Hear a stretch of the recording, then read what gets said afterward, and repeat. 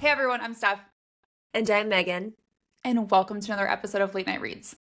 This week, we are diving into the magical world of romantasy and covering The War of Two Queens by Jennifer Armentrout. Let's start with why we selected The War of Two Queens. How could we not? It is the fourth book in the Blood and Ash series. You read it after A Shadow and the Ember, which is the first book in the Flesh and Fire series, and we are obsessed. I don't know how else to put it. We are completely obsessed with these worlds, these characters. I mean, Casteel is probably like top tier boyfriend material. Oh, such good boyfriend material. Such Love him. great spice in this book. Plus, if you think about where we ended in the Blood and Ash series in the previous book, The Crown of Gilded Bones, what happened was Casteel was, I want to say captured, but kind I mean, of in a lot kind of of. He ways. sacrificed himself. Yeah. Sacrificed himself, right, to save Poppy. And so they are apart. And we all know she's going to burn down the world to get him back. So we are Yes. here for that. We're also here for seeing what could potentially happen with the joining, I was which gonna say, I'm here for the joining. we're here for the joining. We finally get the joining. We're going to talk about it. We have lots of thoughts. And then we also learned in A Shadow and the Ember this idea of that heartmates could maybe dream walk. And so Right? we were very excited to see if that would come to fruition in this book, which it does. So much great stuff in this book. It is probably my favorite book in the series. It was really good. I loved every single second of it. Could not put it down. Same. Loved it.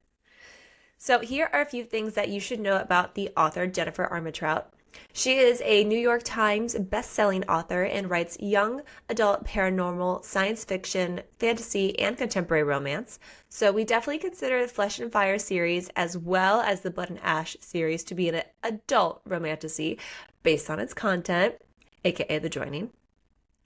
So Jennifer also has a full house with a husband, dog, and multiple alpacas, goats, and sheep. I want to go over there and just hang out with all those animals too. She was diagnosed with retinitis pigmentosa, which is a group of rare genetic disorders that involve a breakdown of and death of cells in the retina, which will eventually result in vision loss. So she's very passionate about educating people on the varying degrees of blindness, as well as just providing this different world that we can all view inside of our heads. So that's great. So before we jump into this book, as always, a couple of key reminders. This episode will contain spoilers. We assume if you're listening, you've read the book. Also, this book has numerous topics that may be sensitive for some readers, including assault, blood, child death, regular death, emotional abuse, murder, physical abuse, sexual assault, sexual harassment, torture, violence, and obviously war, because it's called The War of Two Queens. Yeah, you're going to have war when that's in the title. So now let's talk tropes. First, we have royalty. Poppy and Casteel are literally the king and queen of Atlantia, so beautiful crowns there. Next, we have touch her and die. So this one really needs to be touch her or him and die because Poppy would literally burn the world down for Casteel and Kieran. And of course, the feeling is mutual, so that's in there, of course. Next, we have fated mates. We've said it before, we'll say it again. They're heartmates, and they can even dream walk to each other when separated in this book, which is a really cool aspect to see. Next, we have chosen one. She's not a god. She's not just a god, sorry, but she is a primal god, like the tip of the iceberg, big god, and there's like so much more underneath her. You can't get more chosen than being the primal of blood and bone. Like, it's just, that's that. But then she's also the primal of life and death, and those two essences have never existed in a single primal before, so it's a big deal. Like, literally, you are the chosen one. Sorry, Anakin Skywalker. Poppy's the chosen one. Next, we have found family. Poppy has become deeply connected to Casteel, Kieran, and all of the Wolven, and numerous Atlanteans at this point. They've just literally become the family she's always wanted and deserved. Especially obvious here when you see how all of them treat her with such just respect, and the fact that both Casteel and Kieran want to join their lives with her in the joining. Which we finally get. Finally. Yes. If you can't tell, we're going to talk a lot about it. Mm-hmm. So let's get to every magical twist. There is a lot happening in this book. So much. bear with us as we go through all of it. And we have a lot of theories that'll be, I think, sprinkled throughout. Most importantly, we have been wanting Casteel's POV throughout the series. I was hoping we would get it, and that's how the book starts off, which was, I was just so excited to be in his head for this part of the book. I love reading Poppy's POV, but I really wanted to get his, and it picks up right after the Crown of Guild and Bones ended, where we see Casteel, as we mentioned before, sacrificing himself to save Poppy, and he's taken prisoner by Isbeth, which I also want to say, like, part of me wants to not call her Isbeth and call her Isbitch. As just like a permanent new name for her, because that's Isbitch. Isbitch. That's how I felt when I read this book. Is this bitch for real? And apparently the answer is yes. Yes. Ugh. Okay. So he's been held captive for like 13 days. He's already struggling. He is basically chained up and has like multiple cravens attacking him just at random. He gets his blood taken by these handmaidens, and so he's losing a lot of blood, which can cause him to go to a dark place. We know that based on what he's shared in the previous books. So a lot of what we see from him is kind of like, I think, this fear of him becoming what he was before when he was taken. And so he's also held in like this mix of chains that are a combination of iron and deity bones. Where do they keep getting all these deity bones? Like, right? Why is that not brought up? Like, how do you have god bones just like laying around? It's creepy as hell. Right? Ooh. So he has limited movement, and the only thing keeping him going, obviously, is Poppy, and then reminding himself that she's not alone because she has Kieran, which is like kind of sweet. Then Isbeth shows up at a cell with a few handmaidens and fucking Callum. Okay. Ugh. Callum, there is something with this man, okay? He has to be the same person that was, we talked about this in our episode on A Shadow in the Embers. He was like the only god that was mentioned like one time and never mentioned again.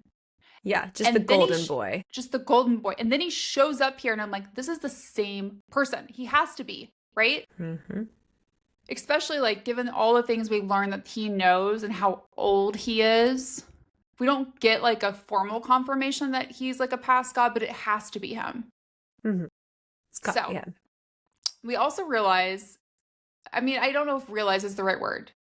It's also very apparent that Isbeth is slightly delusional.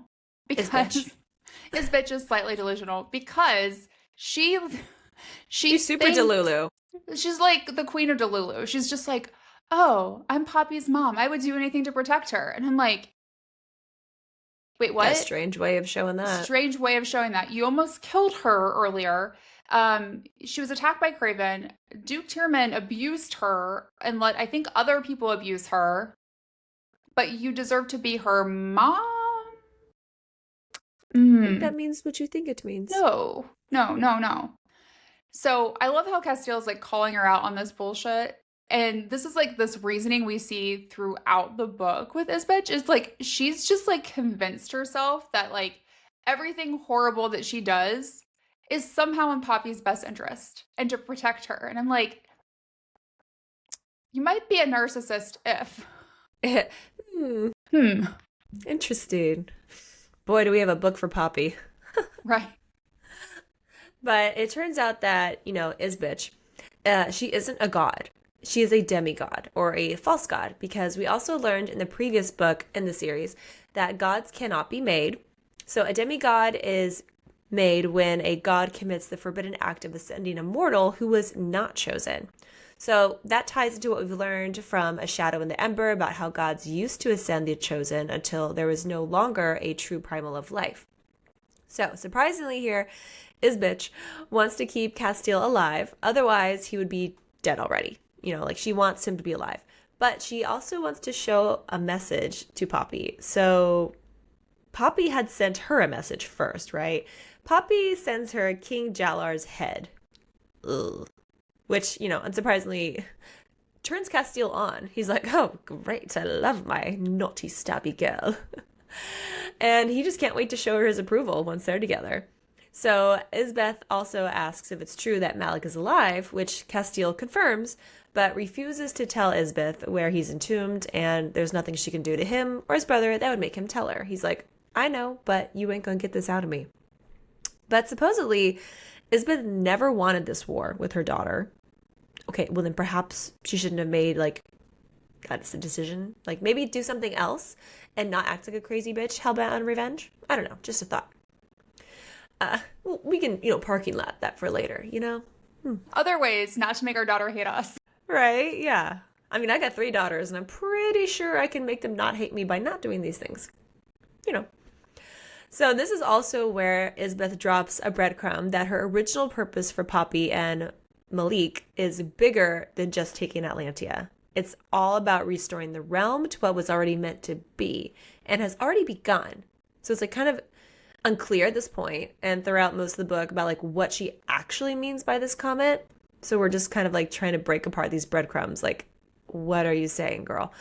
But then we see Callum cut off Casteel's finger, which supposedly pains Isbeth since Poppy loves him. So she's like, I guess I don't want to upset her, but I'm going to cut off her husband's finger.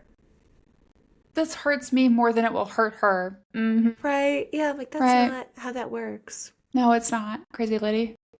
Cry, cry. She's very cray-cray. So we switch back to Poppy's POV, and she's like on a mission. She's being a badass. She wants to start seizing towns and like head towards freeing Casteel.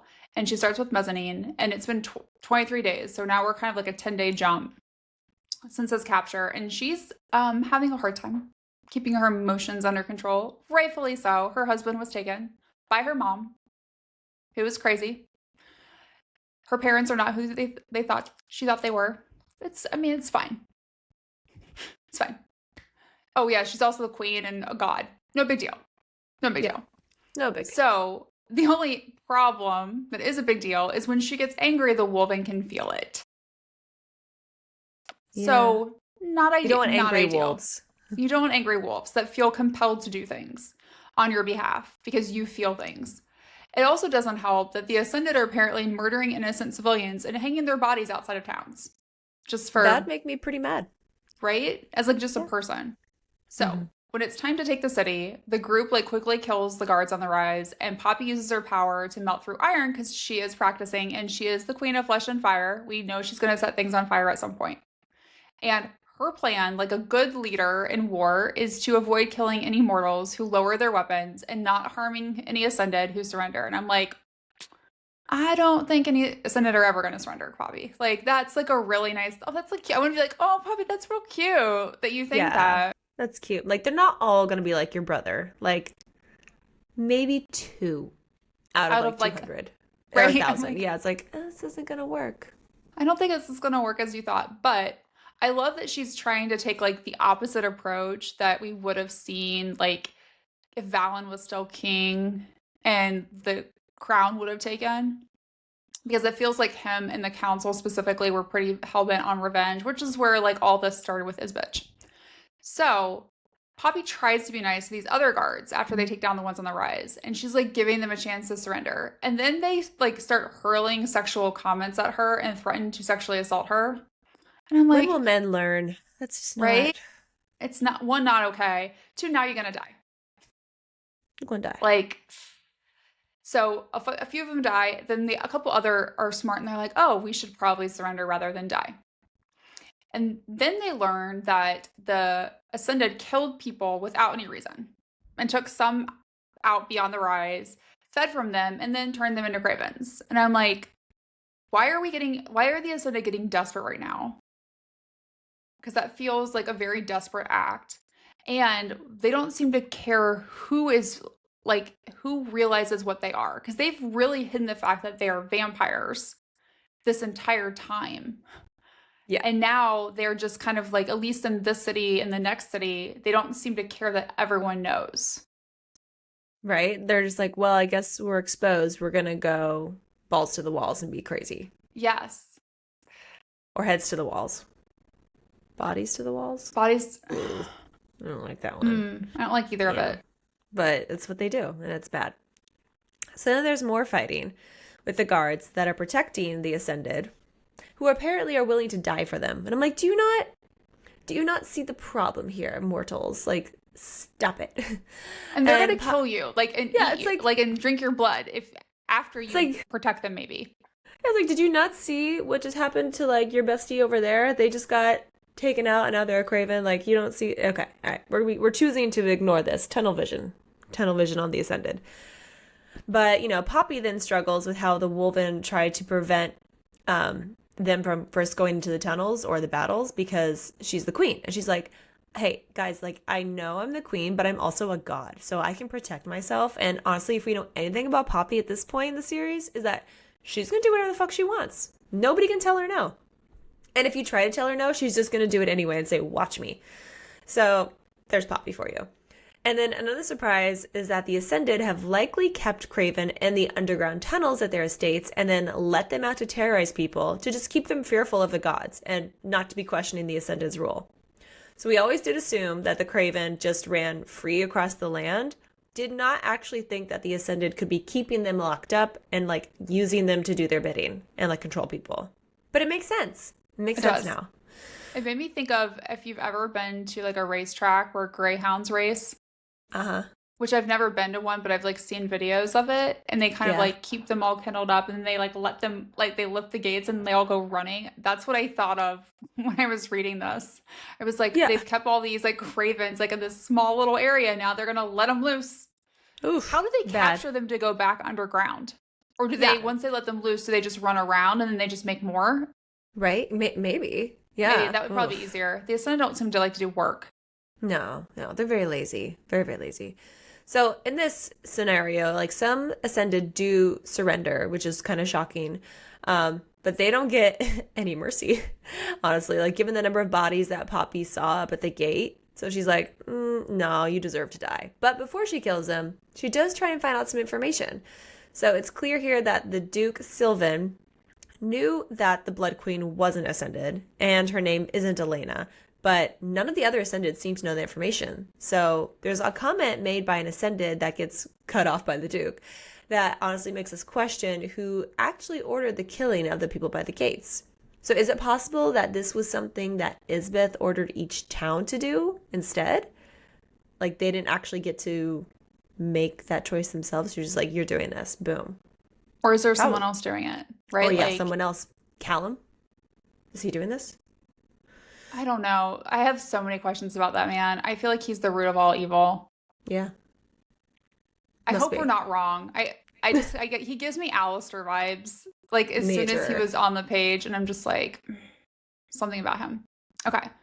But before Poppy kills the Duke, he says, there are no more Ascended. There never has been. No one wants to rule at the edge of the realm.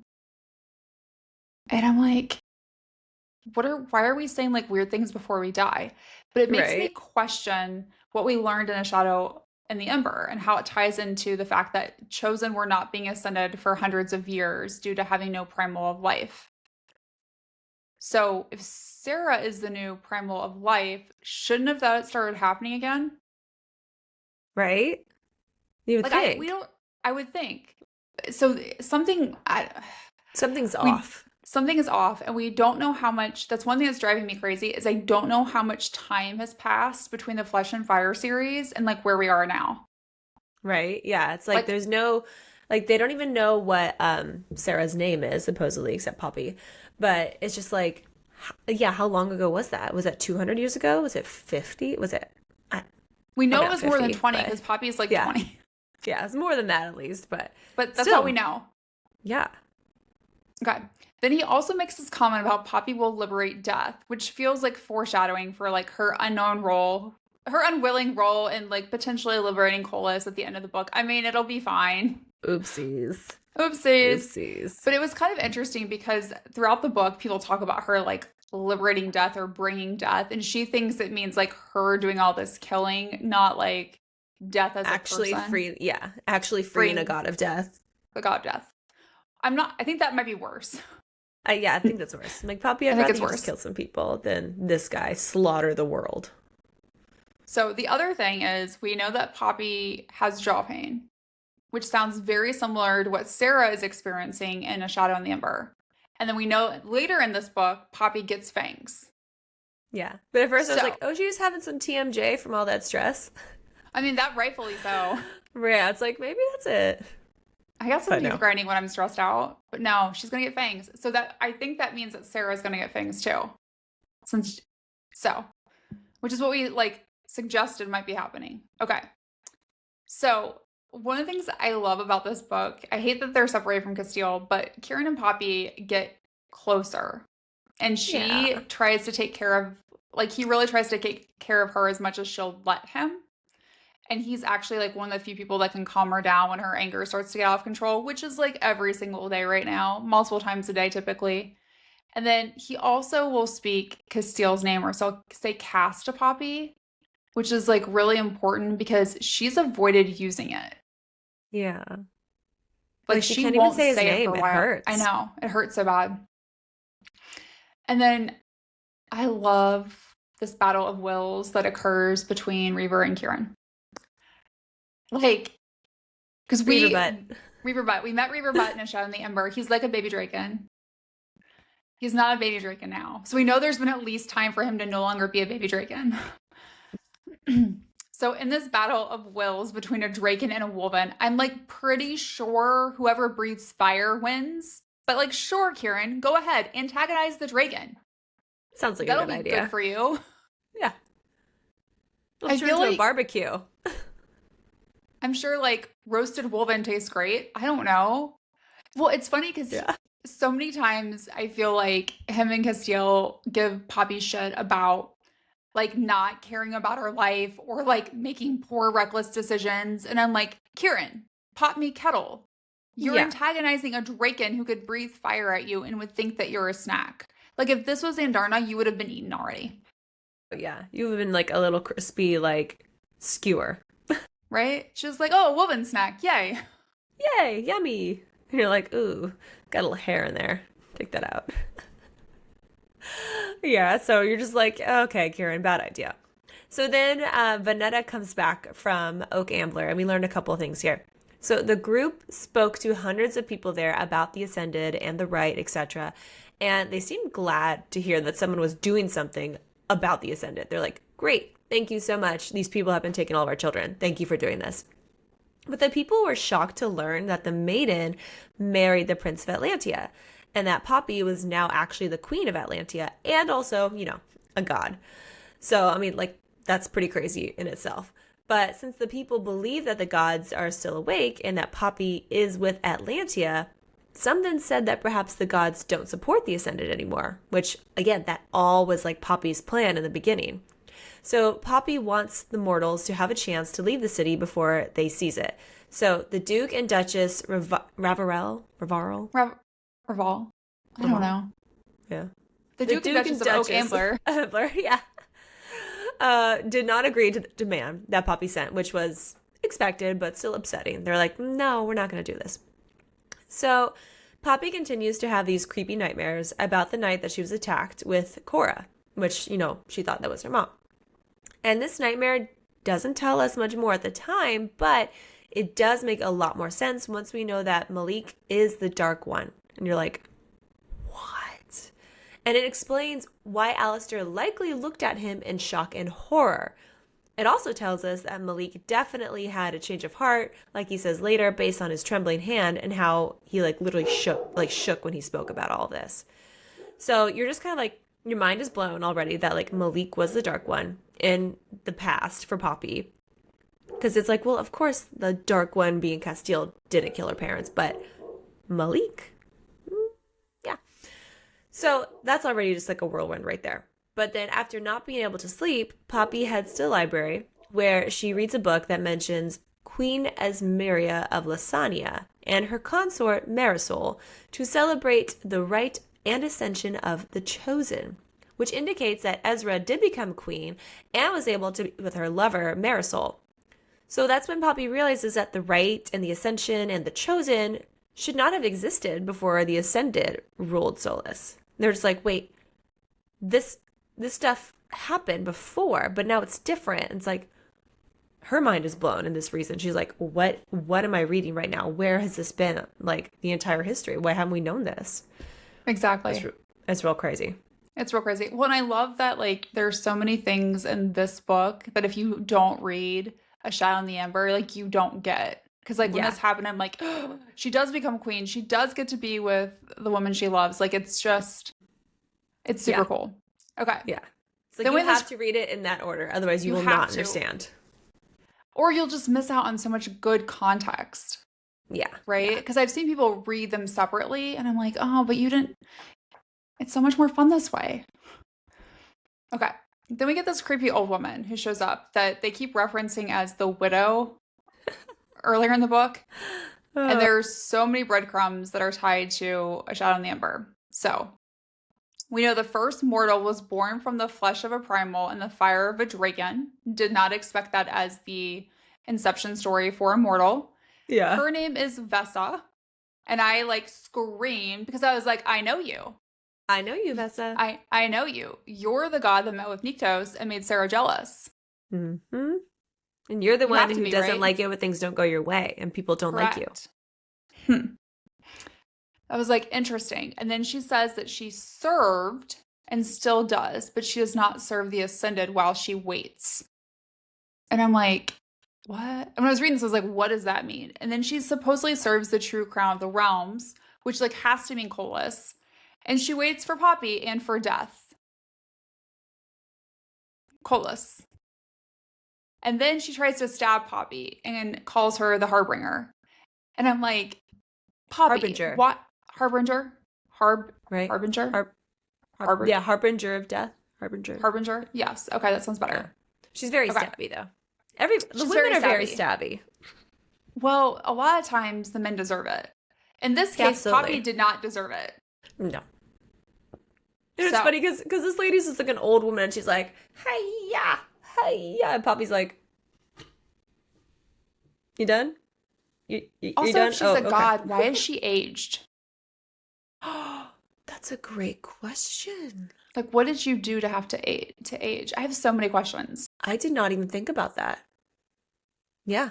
It's like, why are you an old woman? Did you sell your soul? Clearly, if she's on Team Colas. I mean, yeah. Ooh. So then Kieran and Nail come in and they like ultimately take this woman to a room. And I'm just like, why didn't we kill her? Because Poppy like refuses to kill people that don't deserve it. And I'm like, that's gonna come back to bite you in the ass later, Poppy. Or stab you in the ass. Or stab you in the ass, or kill some dragons, which is what happens. Yeah. Then we also learn the dragons, in addition to the Wolven, can sense Poppy's emotions because they're also bonded to her. Can you imagine like just waking up your Poppy? Hi, all the Wolven are bonded to you. Also now, don't get too angry because you can make dragons shoot fire. I wouldn't mess with Poppy, you know? I wouldn't. Don't mess with her. But she can't communicate with them like she can with the Wolvens.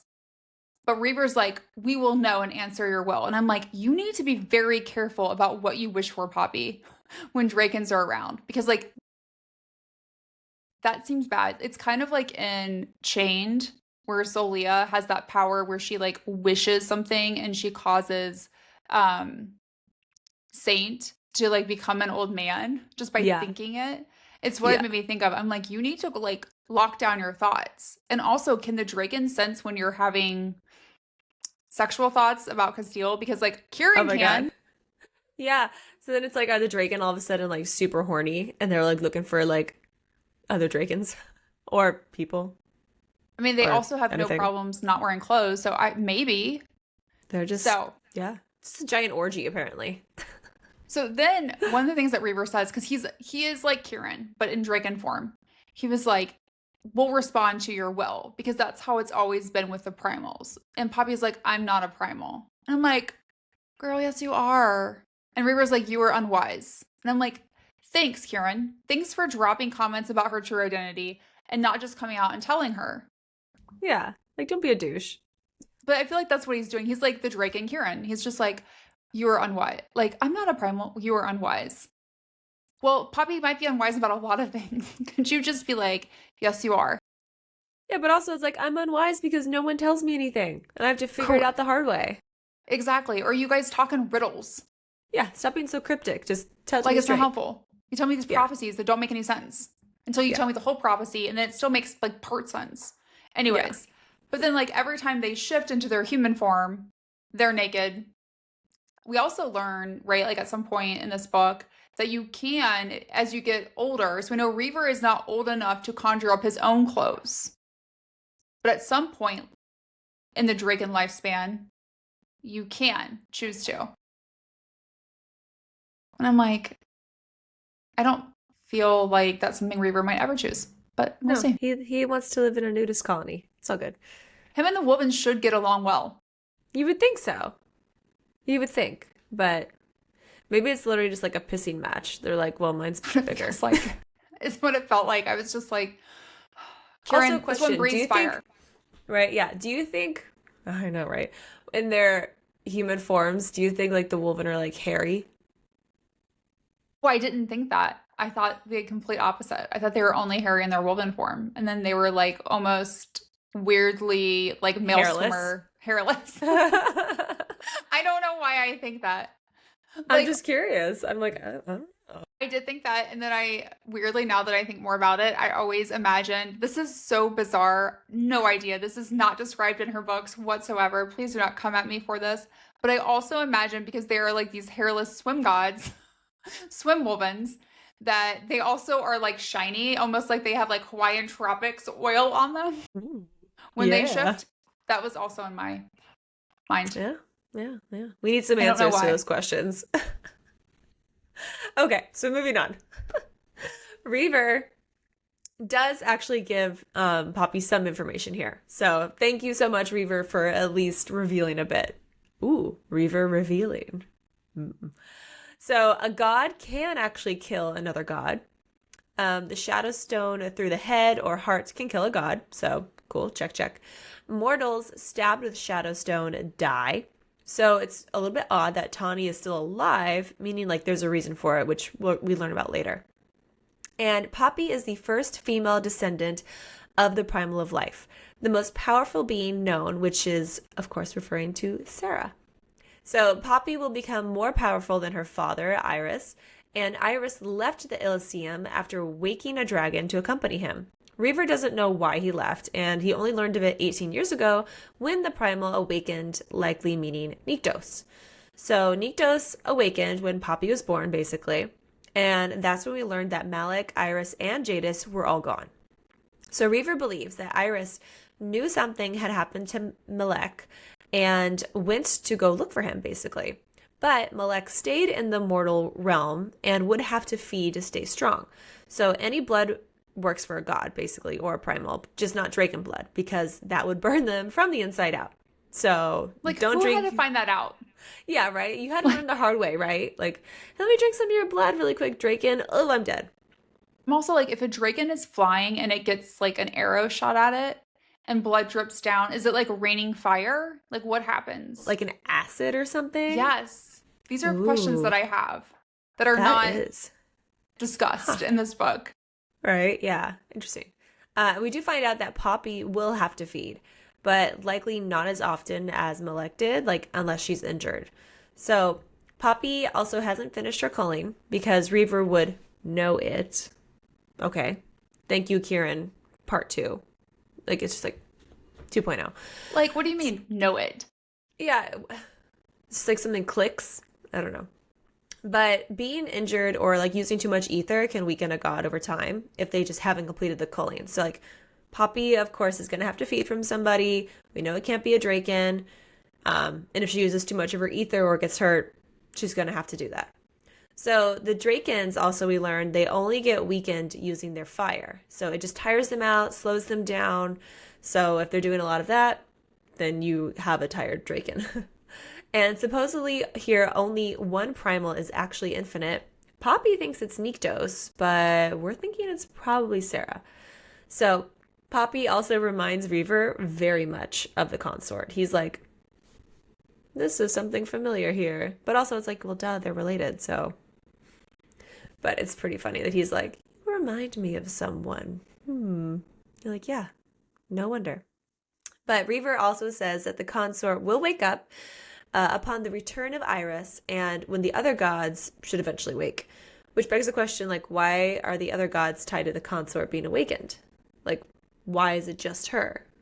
Because she's life? Like, so again, like, is there sleep death? Or, I don't know. Were they forced to go to sleep? Is it tied to her being... Because, like, we know Nyktos is awake. I mean, he chooses to sleep.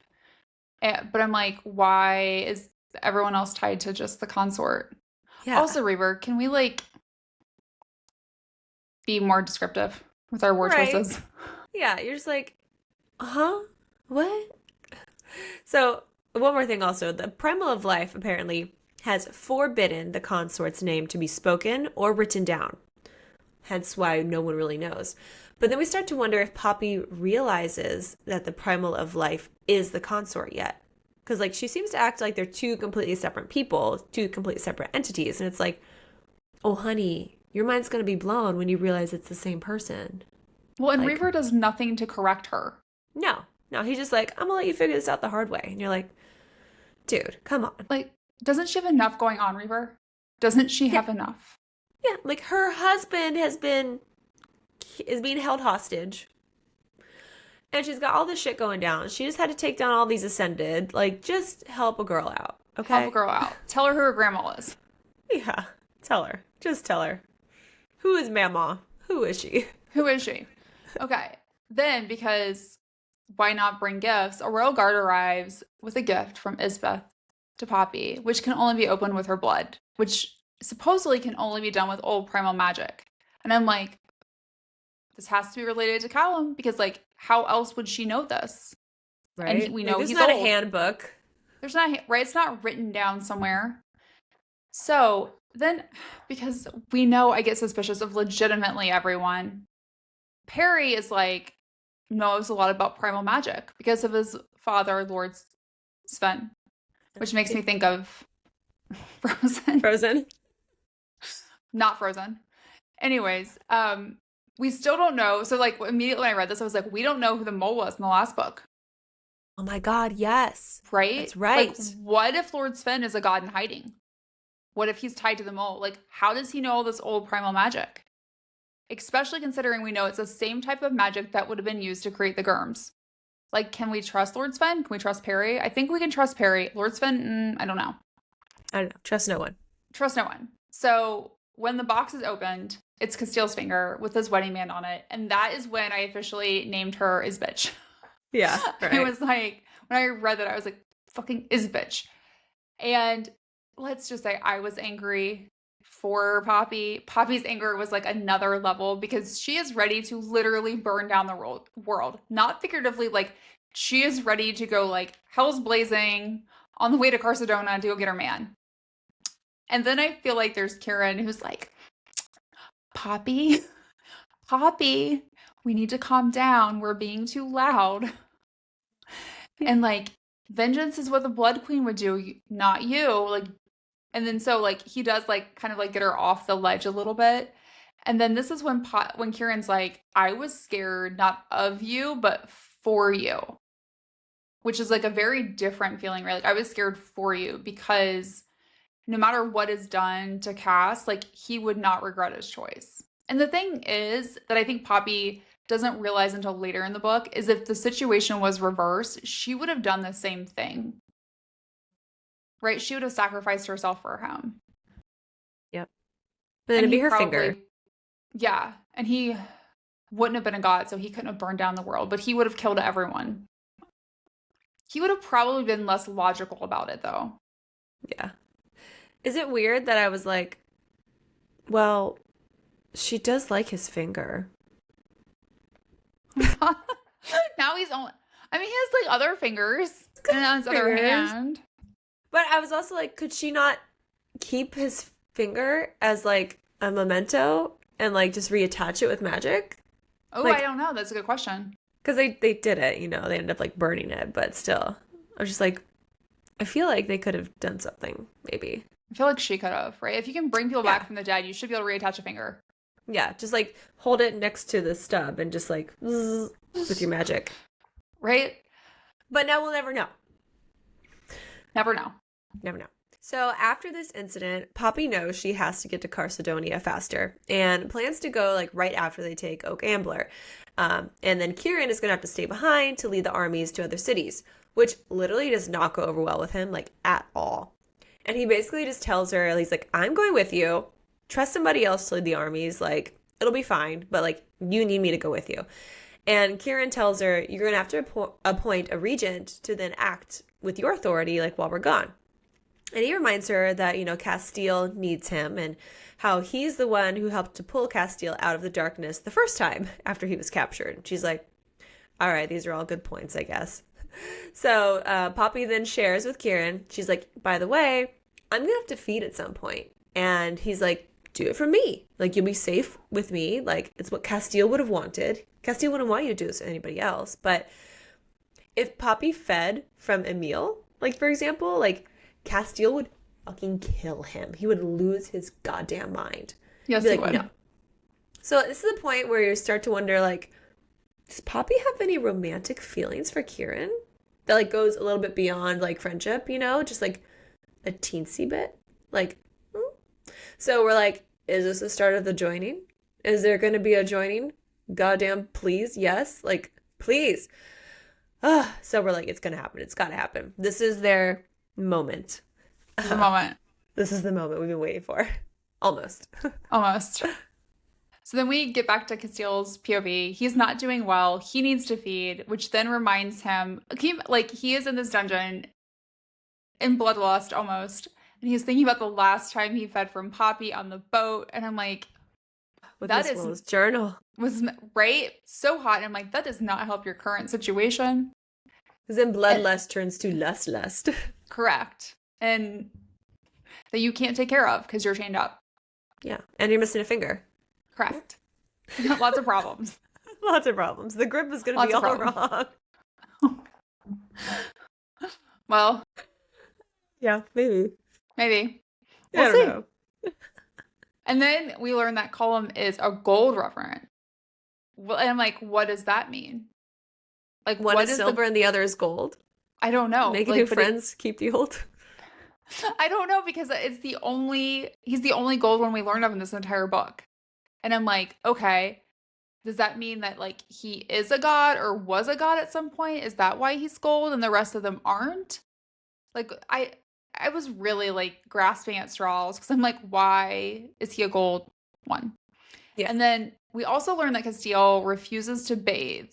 So they've brought him water.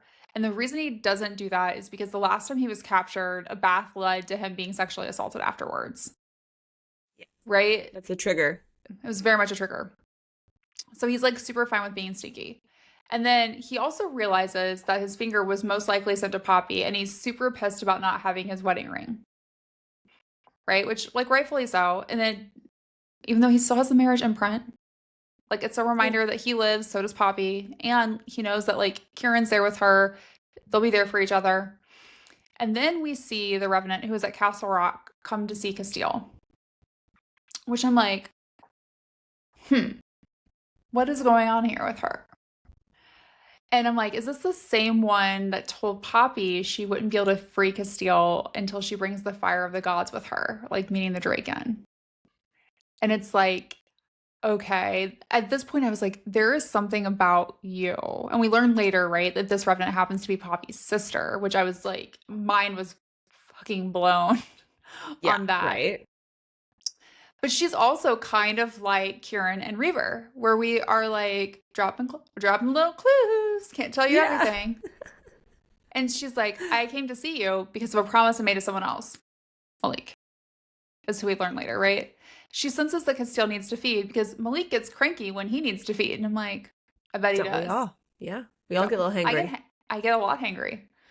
The Blood Queen hasn't shown interest in Malik in a long time, and I assume that means sexually.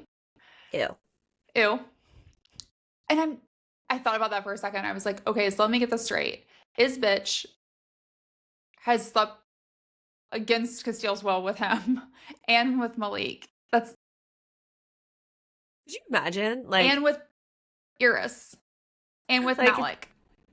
Like, your mom has had sex with your husband and your brother-in-law. And your dad. Well, obviously your dad, because, gotta be created. But still, I'm just like, ew. And your uncle. Oh, man. It's bitch. Like a soap opera. It's like we're watching, like, Days of Our Lives, Bold and the Beautiful, Young and the Restless. And I'm just like, ew. Okay. Yep. Then she says, this is we'll talk about this in theories too, because this is mentioned a couple of times in the book, but there's not a ton of information given. But that there are tunnels and chambers that have been around for hundreds of years. Only a few have ever been allowed inside these walls. Gods walked the tunnels, and so did primals. They walked other tunnels in other cities, connecting doorways, which is in italics, and creating magical words made of primal essence that could keep things out or in. And when I read this, I was like, what does this mean? Like, Just like a magical little doorway. right? Is this a way to get to the Elysium? Right? When you're saying Perhaps. keep things out or in, is that how Colas is being held? Yeah. Like that's how you keep people entombed somewhere too. Right? And then she Interesting. references a god-born mortal carrying the blood of a primal of life and the primal of death, who broke those primal words when she ascended into her godhood. And I'm like, she's talking about Poppy. Yeah. So Poppy ascends into her godhood and she breaks these words unknowingly. Not Which great. means like people can be let out. And you're like, Correct. uh-oh, that's Uh-oh. not a good thing. We don't want So that. anything that was kept in can now get out. But she says, when and where are the questions that remain? And not even Callum knows those answers. And I'm like, that doesn't sound great. Not Like, good. he's bad. And if he doesn't even know, like, that's real bad. And then she says, he's old, real old. And Casteel should be careful of him. And I'm like, once again, is this like you're on Tinder and you don't say your real age? You're like, Niktos, I'm old. Not as old as you think, but old.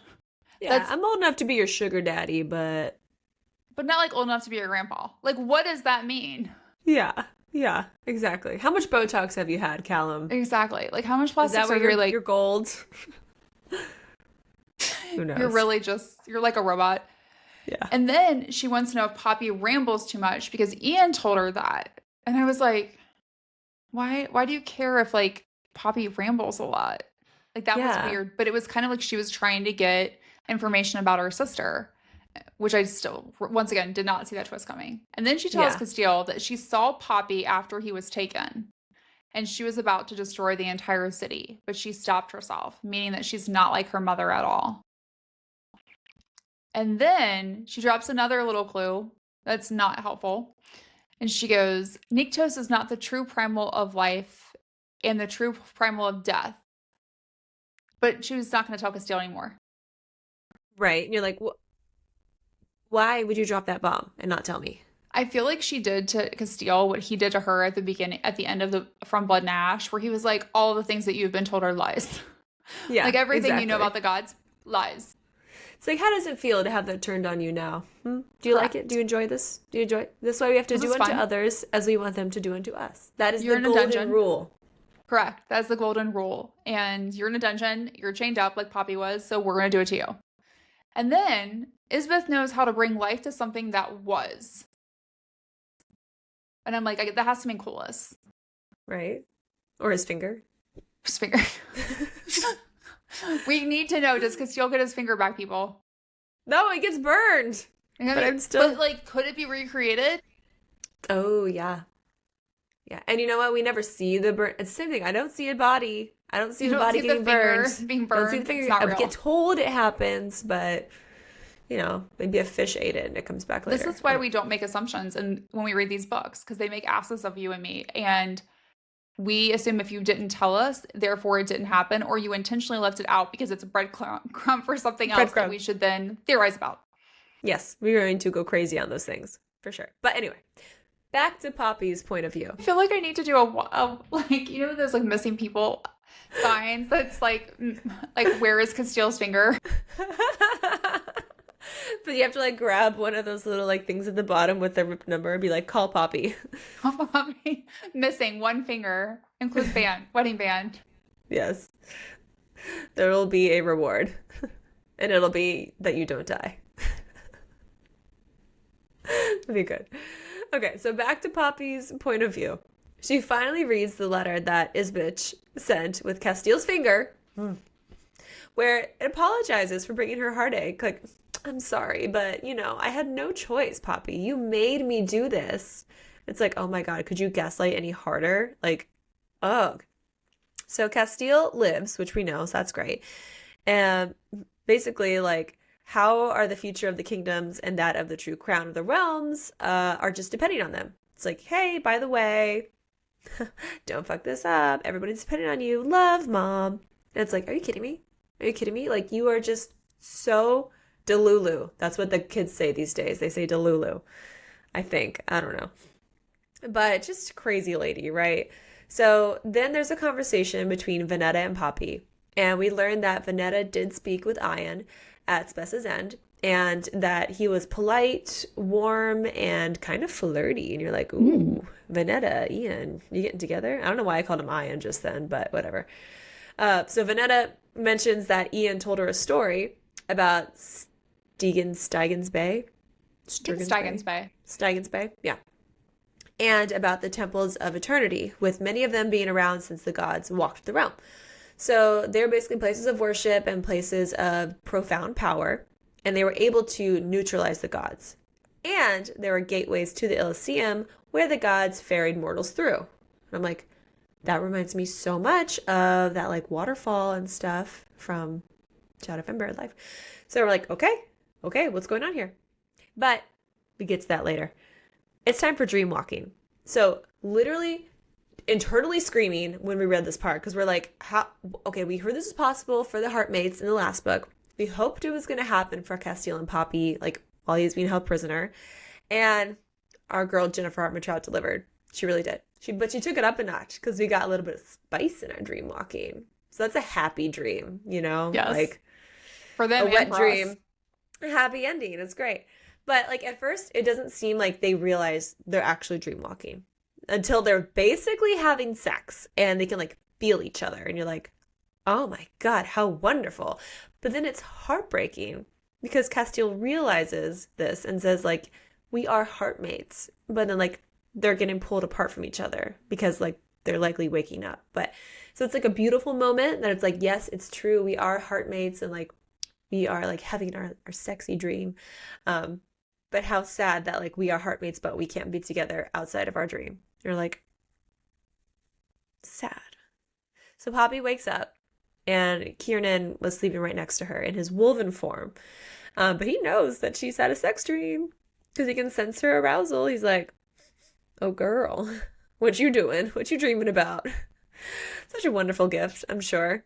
He probably just like loves having that and can just entertain himself, but makes Poppy very uncomfortable. And you're like, great, thank you so much. But Kieran also confirms that Jasper has told him before that heartmates can walk in each other's dreams. So it's like, that's likely what that was. And now you're happy. I'm happy. Well, then shit gets weird because Poppy's primal essence roars to life and it's dark and like a dark and oily sensation. And I'm like, that does not sound good. Also, we need to figure out at some point, is ether and essence the same thing? Because they're used interchangeably in the book, I think. And then it makes me question like, or is it different? I think ether is like the actual like physical magic going out, right? Of your fingers, your body.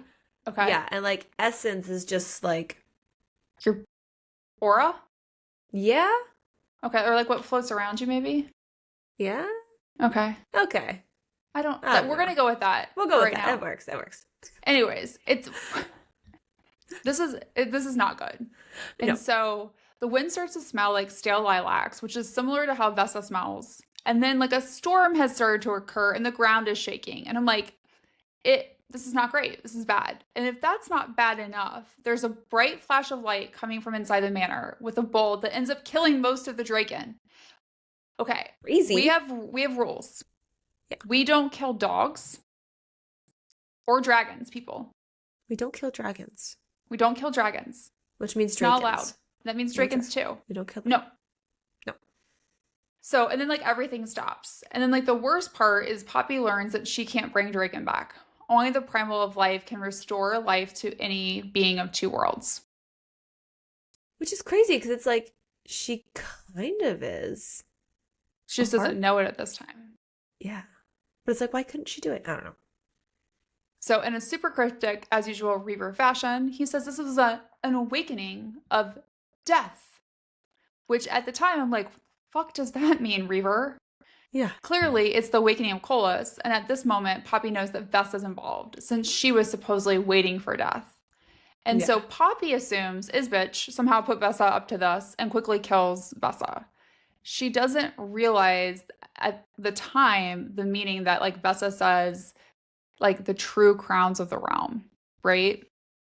Like she does not kind of put it all together of like who Vessa was and what she was waiting for. Yeah. So it's like crazy. Like during that storm, like that's literally when Colas like wakes up. Like he is awake. Like he's not let out of his cage yet, but Correct. he is rumbling and He's rumbling. hungry.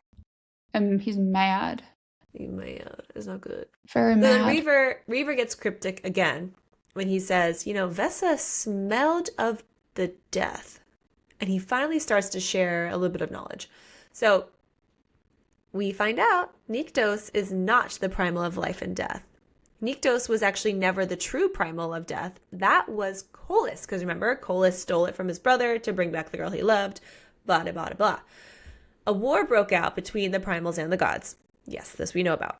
Some of the primals passed on to Arcadia, which is kind of like the Veil, but can be entered without death. So you're like, okay. But other primals were just ended. Like, they're done. Colas was then dealt with by being entombed, and the only thing that could release him is the primal of life, which they're like, that will never happen. So no worries. Revenants were actually a pet project of Colas. So he used magic on them that would only work on them because as the third sons and daughters, they happen to just carry embers of ether in them. So this also explains like why Isbeth only wanted them, because it's like they carry the ethers. So, previously it was in an honored tradition to be chosen and enter the Elysium as a third son or daughter to serve the gods. That's how it was in the old days. Ethos always let the chosen, determine if they want to be ascended or become immortal. It's like, hey, do you want this? Like, you have the ether in you, your choice, no pressure, all good. But then Colas, he's the one that took the third sons and daughters and made them, like forced, no consent, made them into something that is neither dead or alive. It's the Revenants. So when this was discovered, obviously everybody was really upset. Huge war. Reaver then assumes that perhaps Jadis had been killed since Vessa knew how to kill the Draken. Remember, like when Reaver and everybody woke up, they're like, these guys are gone. We don't know what happens. But Vessa knows how to kill a Draken. It's like, well, he's got to be dead then. So Poppy assumes that Jadis might still be alive, or at least was, like when she was attacked. Who knows? But because Cora was a Revenant and had to be killed by Draken Fire. So it's like, that's the only Draken that they knew of that was alive. So like, had to have been that. But Reaver corrects her and says it would only take a drop of Draken blood to kill a Revenant. And you're like, okay. So again, it's like, does that mean they have to drink the blood? Or again, like there's a Draken flying up and it gets hurt and it's like, yeah, right? Like it rains dragon blood. Reaver, you told us that like dragon blood is like burning fire. So how would someone collect Draken blood and not die? Right? I just have so many questions. Like if you put it in a vial, isn't that just going to explode? That's what I would assume. Huh. Yeah, I don't get how this works. That's why I was like, she can't be dead because like I think someone would die trying to collect her blood. I also don't think a Draken would like allow their blood to be taken that willingly. Yeah, no. And also, how do you like control a Draken? Do deity bones like hold Drakens? Yeah. I have lots of questions. Yeah. They're not answered in this book on this. Okay. Right. So when Poppy realizes that she can't bring back the Drakens or any being of two worlds, that means that she can't bring the Wolven back. And that makes her really sad because the only way for her to ensure that she and Casteel never have to say goodbye to Kieran is the joining. And I'm like, yes, Queen, give us the joining. Yes, we want it. You want it. Do it. It's going to happen. At this point, I'm like, it has to happen in this book. It has to. It has to happen. That's slow burn. Slow. That is like the world's slowest burn is the joining. Okay. So now it's time for Valen and the other generals to learn of Poppy's plans because they've been moving like the Atlantean army kind of to her. And when she's in this room with them, she senses that like not all of them trust her. And I'm like, oh, shocker. Hmm. And so like she can basically see that there are two other people in the room in addition to Aelard who's never trusted her in the first place.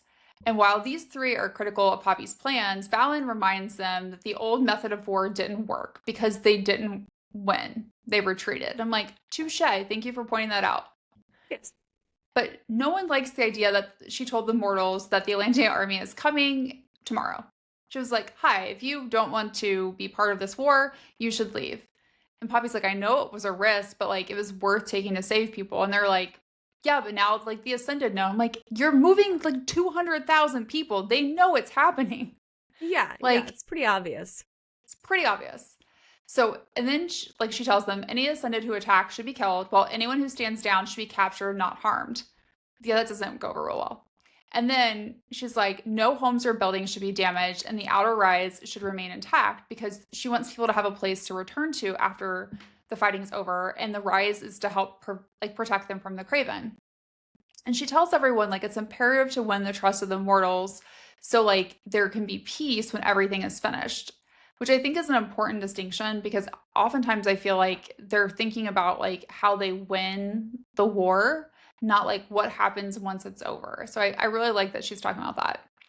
And then because like, some of the men assholes are, challenging her authority, not going along with this or making like, those visible facial like signs that say like, we don't like this. Yeah. She has to remind them who she is. So she uses some of her primal essence to be like, I'm a god. Like you need to like know your role. Did y'all forget? Oh my god. Let me show you. Let me show you. And then that results in them all like lowering before her. And then, as they should, right? Like, not only is she a queen, but she's a god. And then she acknowledges like how they take Oak Ambler is important because, in case they have to change their intentions later in the war. So she's not being like a Delulu. She knows that like it might get harder. They may not be able to have this approach with every city, but like she really wants to kind of set the goal and kind of set the tone for what it's going to look like. And then she tells them that she's going to go to Carcedona with like a small group to free Casteel. And Valen is very worried because, and this is like was really sweet. He's like, because you're part of my family now. And I'm like, oh, I didn't know if you liked her. Because, I mean, so let's be honest, in The Crown of Gilded Bones, I didn't think you did.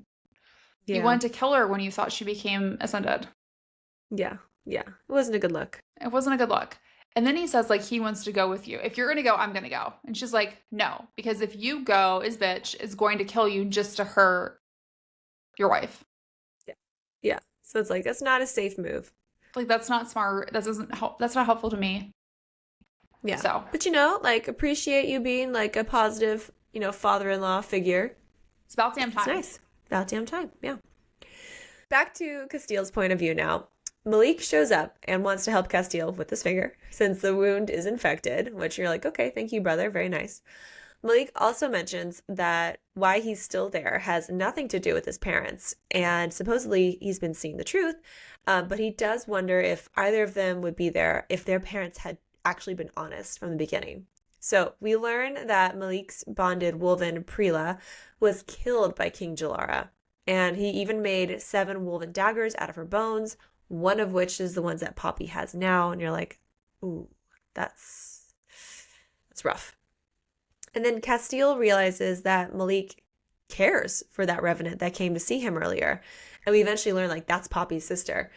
And so Malik technically says he's like incapable of caring about anyone anymore. He's like, I just owe her, which, okay, sure. Like that doesn't really align with what we learned about you later. Like you believe she's your heartmate. So nice try. He's just trying to mislead Casteel and is like, I'll tell you the truth later. And you're like, okay, Malik, you need to own your feelings. But he does give us a little breadcrumb here about how Poppy didn't know him when she saw him at Oak Ambler, or at least that she remembers. So it's tying back to Malik being the Dark One that was there the night that she was attacked. And it's just like all of those like little like clues are coming together at this point.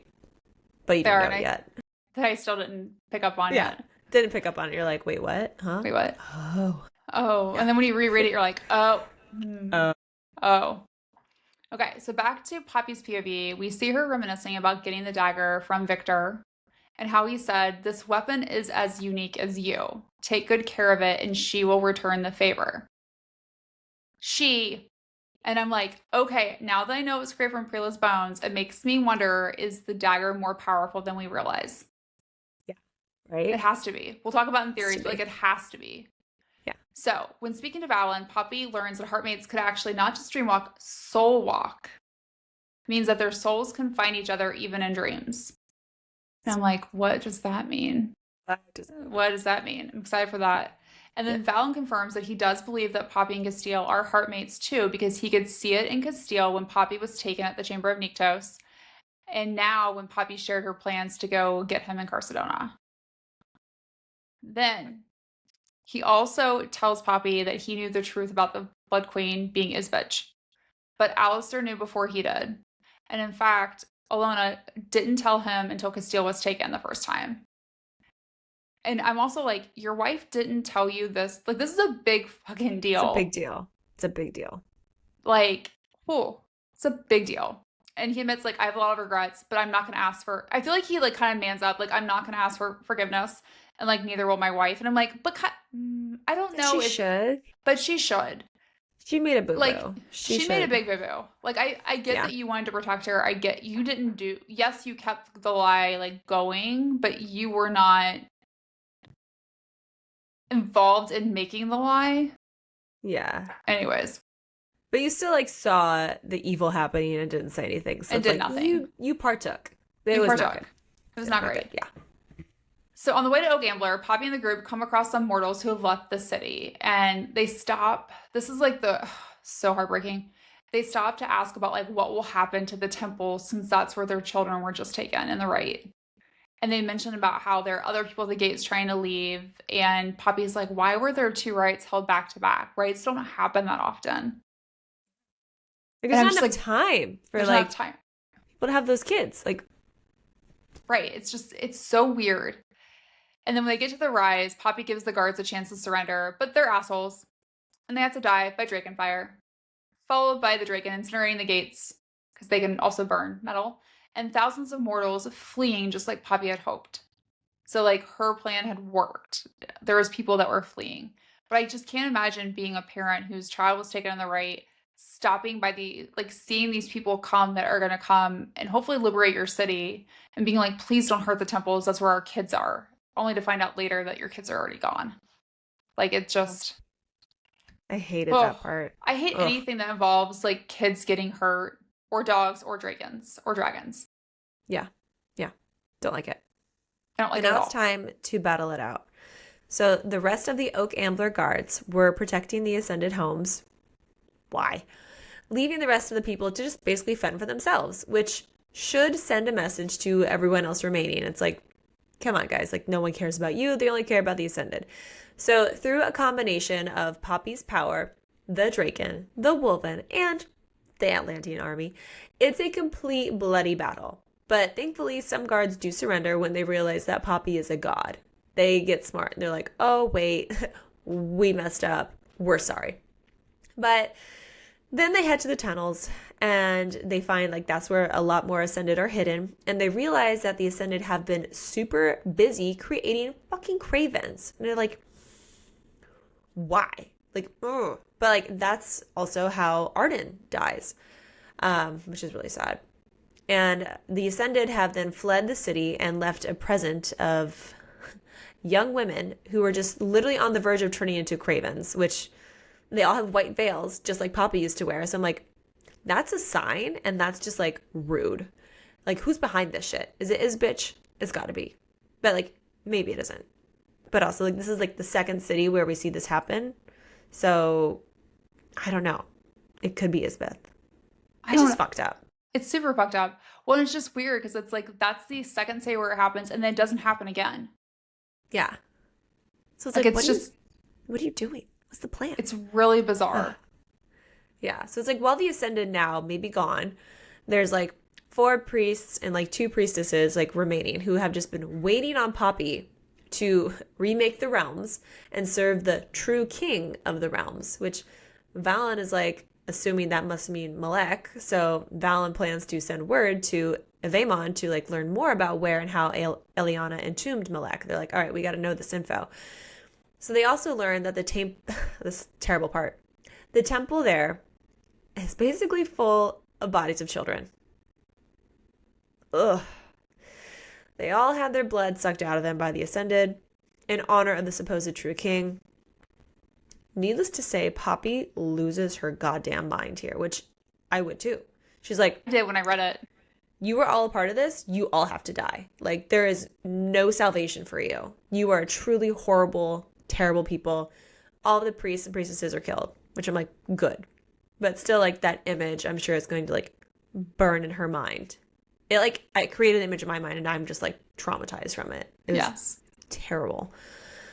So, trigger warning. Ugh, it's bad. So afterwards, Poppy heals as many of the Atlanteans as she can, but of course is unable to heal any of the Wolven.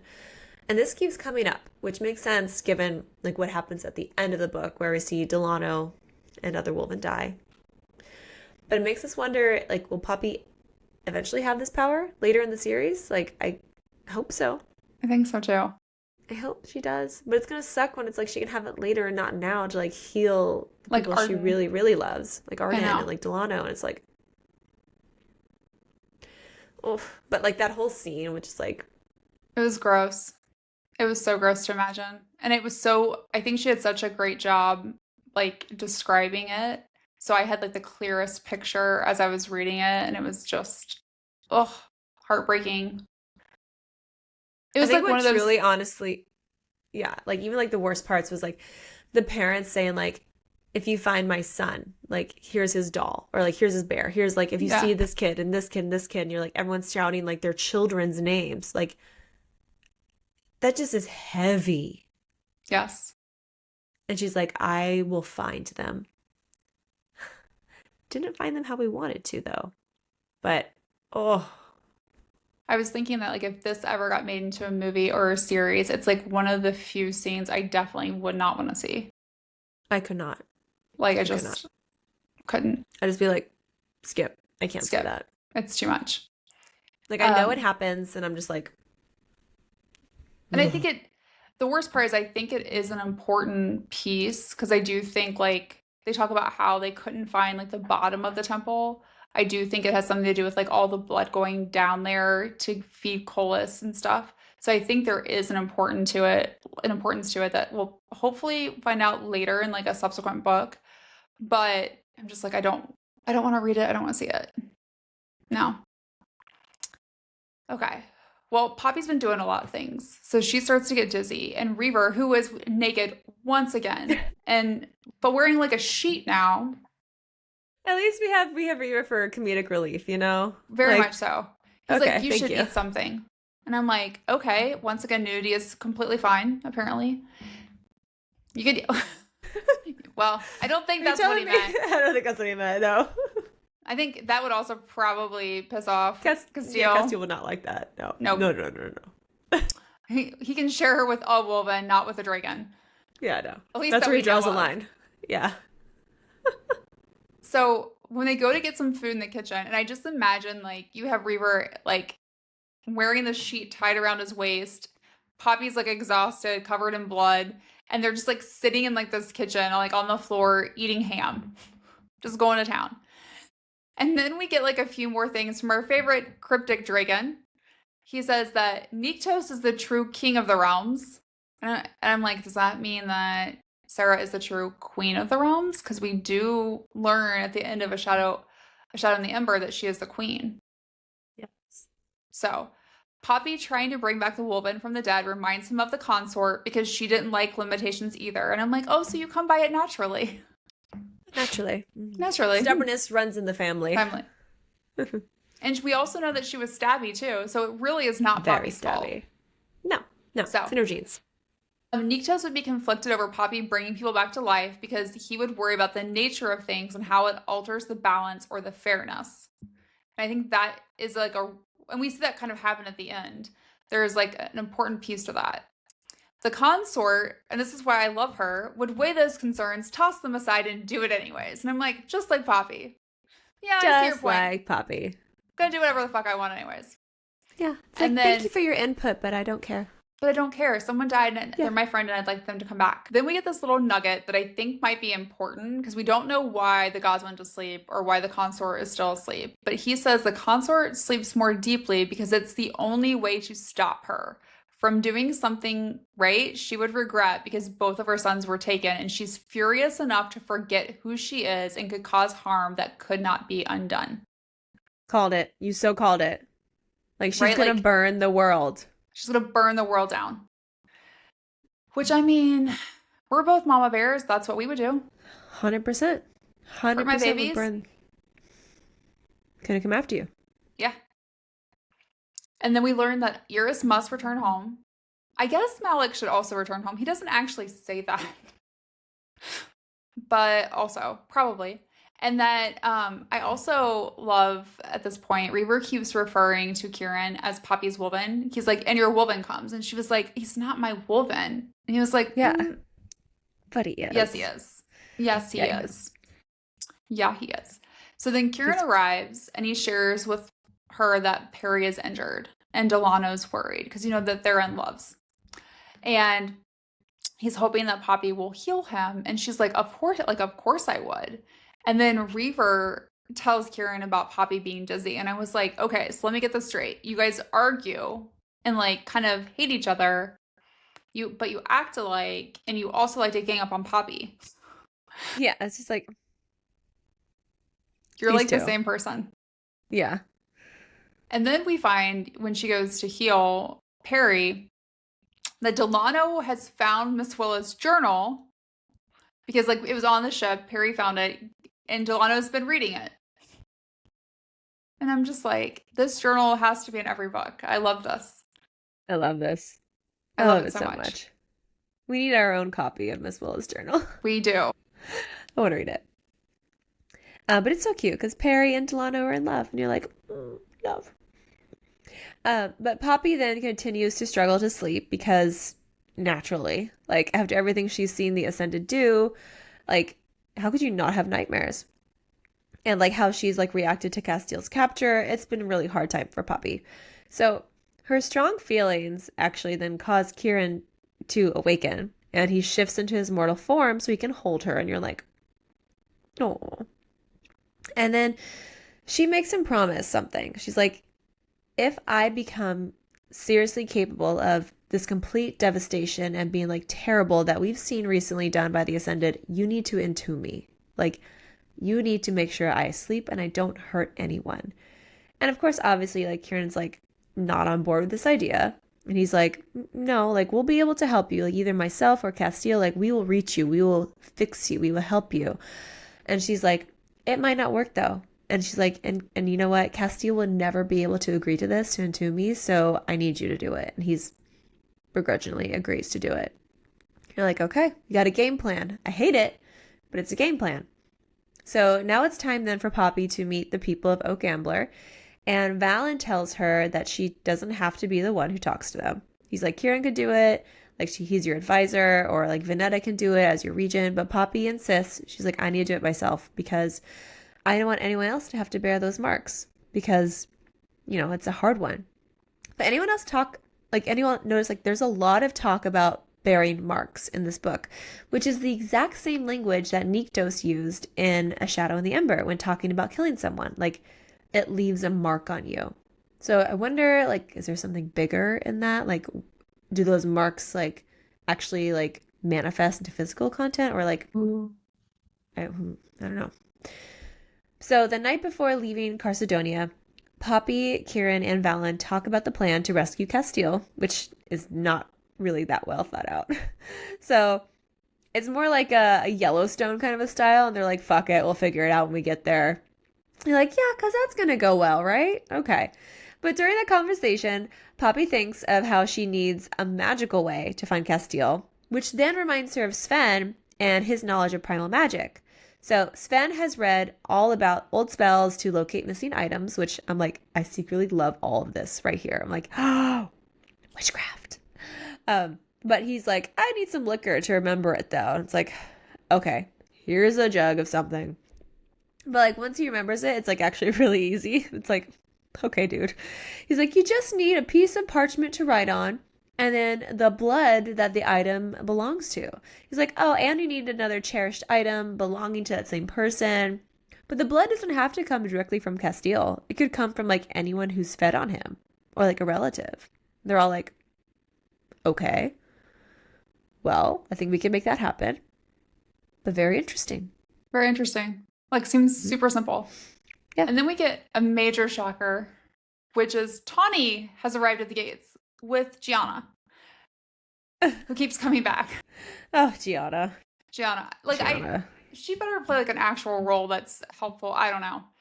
Anyways, I did not think Tawny was going to recover at all, let alone be able to like handle the journey from Atlantia to Oak Ambler. Yeah. And she's like, I've come with a message from Victor. And I'm like, What? Victor? I was like, where? Our Victor? Our Victor? Like, the dead Victor? And then we, like, Delano and Kieran are both, like, weary of her. And Poppy can notice that, like, Tawny doesn't feel right. And she can't feel anything from her. And I'm like, but she's not ascended. No. It's very weird. That's weird. Okay. So Tawny shares a lot. She's like, I don't think I was supposed to wake up. I felt like I was dying. And then I saw Victor. And then she's like, Victor or the Fates did something to prevent her from dying. And I'm like, does that mean they interfered? Yeah. Right? So I think so. And I'm like, we got to talk about what interfered mean, because I think there's like a loose definition of it. Yeah. with some of the victors. So Eos was the god who awakened long enough to stop Poppy from going off the cliff in the Skotos Mountains, which we have met in A Shadow in the Ember. Poppy and Casteel's marriage was approved by both Nyktos and the consort. Yep. Which is That interesting. lightning, that storm. Mm-hmm. Victor knew Casteel was taken, and Poppy would travel to her Corsedona to free him. I'm like, how did you know that? Like, where are you? Like, and then we learned that Victor is a victor. Knew it. Which makes like we called that once we learned what victors were in the last book. And so he was born to guard someone the Fates believed was destined to bring about great change or purpose. And can a victor be a woman? Does Tawny become the new victor? Like, is that how they interfered? Maybe. That could be fun. Some victors are predestined to figure out what they are and who they are sent to protect or lead, like Leopold did, which is who Poppy thought was her father, which is why he sought out Cora before Poppy was even born. It's like he was with Cora. I mean, maybe they were in love when they had Ian, but like he went to her because he knew he was supposed to help with Poppy. Victor couldn't tell Tawny a lot of things because of the Fates and this balance that we keep hearing about.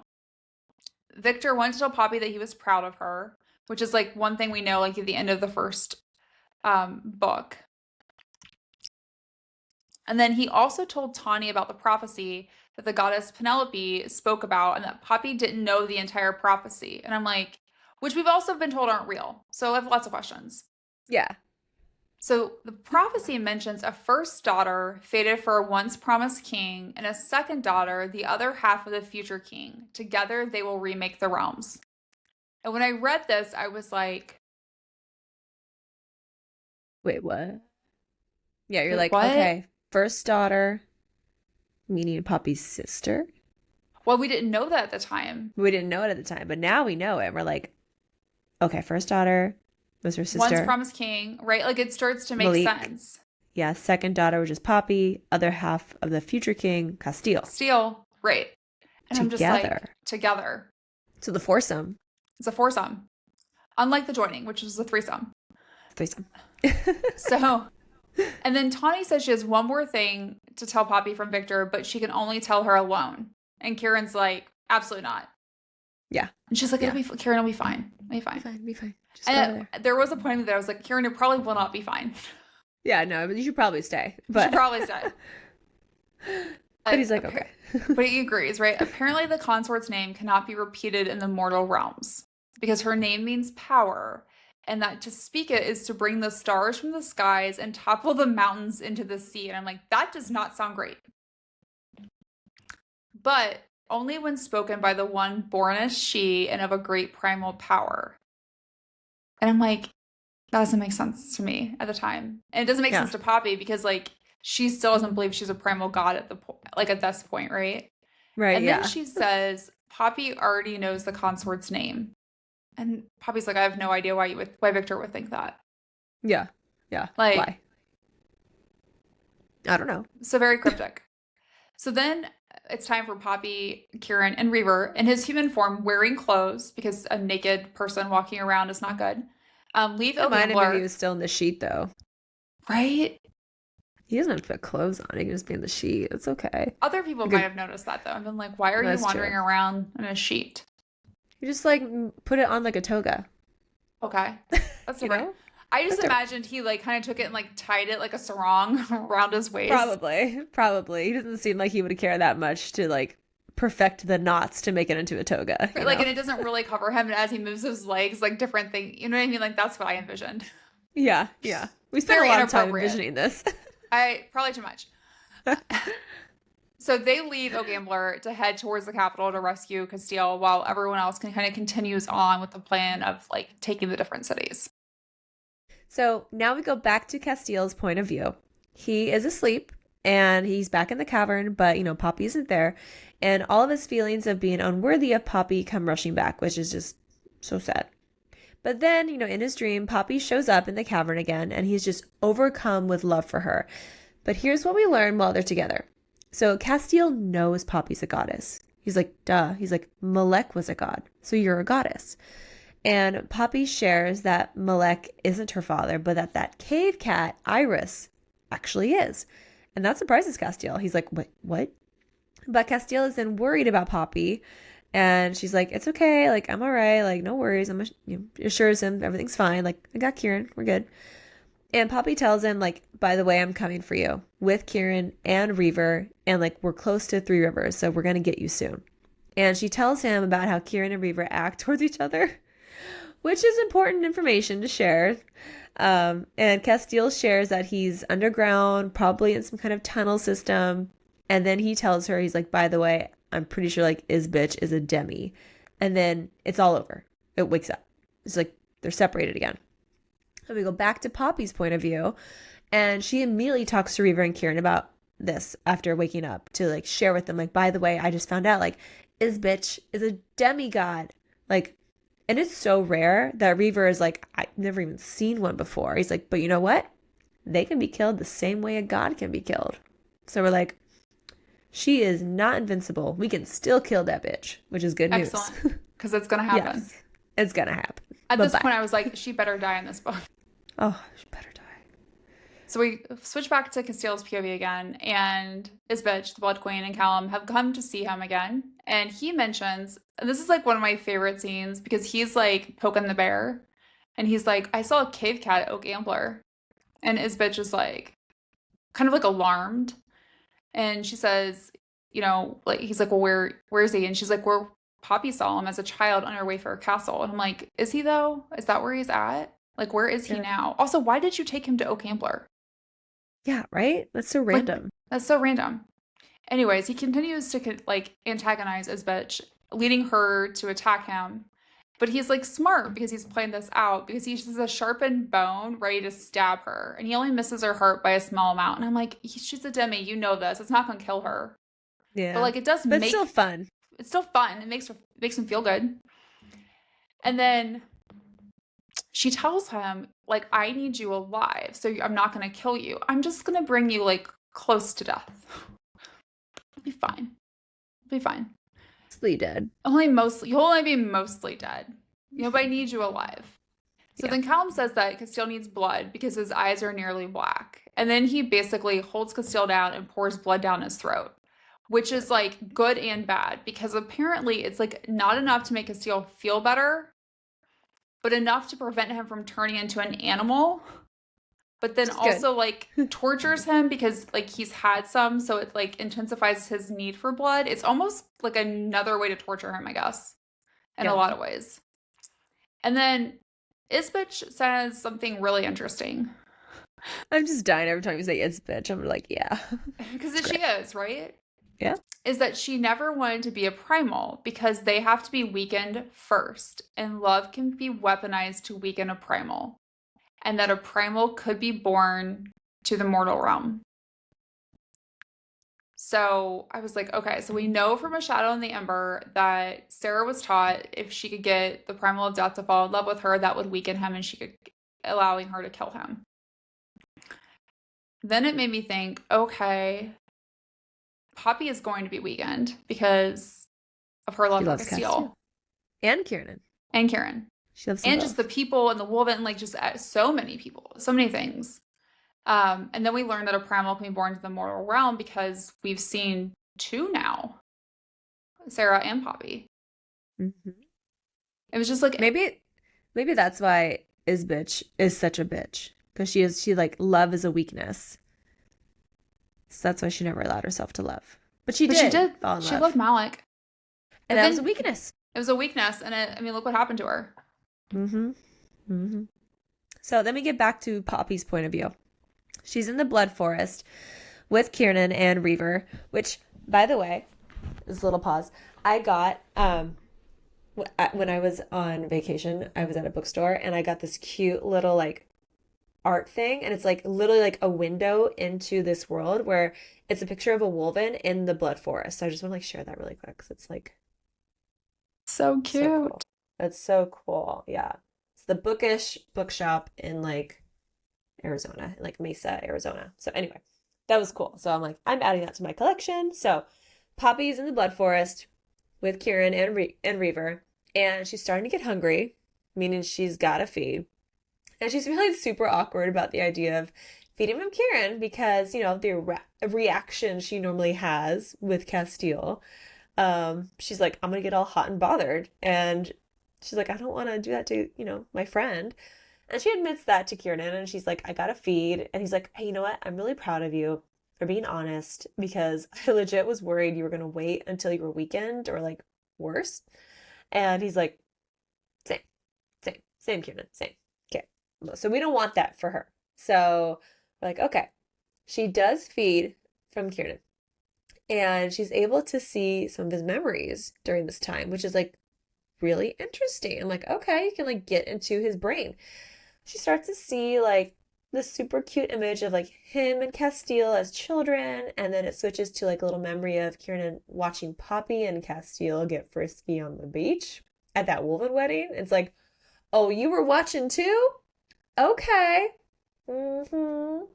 And like Poppy then can like sense his arousal from that memory. And again, I'm just like, oh my God, the joining, it has to happen. It has to be happening soon. And especially then Kieran thinks or admits that he like switched to that memory to try and shock Poppy. He's like, I wanted to, you know, intrigue you a bit. And we're like, it did. It did. It intrigued us as well. We would love you to keep doing that, please. So she gets fed. Thank you very much. And then there's another interesting conversation with Reaver where honestly we're all left slightly more confused than we were before talking to him. But we do learn a lot of stuff, so that's good. So Carcedonia used to be known as Lysania. We're like, oh, that's the same city where Sarah was a princess and her family lived. Knew it. And the consort was once the princess and the true heir. Oh my God. It's like all these pieces coming together. And she was partly mortal, like Poppy. She was born with an ember of the primal of life in her. So the essence of, you know, the true primal of life, and an ember of pure power. So that legitimately confuses the hell out of Poppy and Kieran. But not us, you know, because we've read A Shadow in the Ember. So we know all about this and about how Sarah has the essence from both ethos and nyktos. We're like, duh, we know this already. But it's really cool to see like all those pieces come together for Poppy, where it's like, you passed. is just like this prophecy. And like, oh my God, It's all happening. it's all happening. But then a few dozen soldiers show up, and Reaper's like, I will burn them. And Poppy's like, I won't allow it. And I'm like, why did we bring a dragon if we can't burn things? Right? So what It's like, dragons just are let me for. burn. Yeah. So Kieran's like, I'm gonna cover up your scars, so like with some mud, so the soldiers like won't know who you are. And unfortunately, one of the soldiers does realize Poppy because of her eyes. So he can see like the color of her eyes and realizes that she's a god. Avenger of Dark. Yes. And so she calls him that. So she kills him. And then it's like hand-to-hand combat time, and Poppy still won't let Reaper use his Draken Fire. And I'm just like, this is why we have Drakens. And I get like not wanting people to know that you have a Draken. I get it. But also, why'd you bring him? That one. Just saying. Use it. So if that's not enough, the Royal Guard now shows up, and they're shooting Shadowstone arrows at Poppy, Kieran, and Reaper, which... That's not good. Not good. Which really pisses Poppy off, and she starts to use her ether. And then it gets a little crazy because Poppy is hit by a Shadowstone arrow, causing her blood to fall to the ground. And then the ground cracks open with a blood tree, right? Because basically anywhere she bleeds or God bleeds or is entombed, the blood trees appear. And so she's like hella pissed at this point, and Kieran is trying to reach her. Yeah. And like he really can't get to her. And then she hears another voice that urges caution and demands the guards fall back. And Poppy's like, I like almost recognize that voice. But she doesn't stop using her ether to kill the guards. Then finally, she hears a voice that shouts, that's enough, as the handmaiden that we all know is her sister. And at this point, I was like, there is something, I knew there was something between this handmaiden and Poppy. There were too many clues. I'm like, Poppy remembers your voice. You can reach her. Like there's some sort of connection. I still didn't think it was her sister. I thought maybe she was just like Cora, like was around her while she was little growing up. Or was like a nanny or something like that to her. Yeah. So then the handmaiden, whose name is Millicent or Millie, that we learn later, says Isbeth will kill Casteel, and then everything stops for Poppy. Like she's like, oh, gotta shut things down.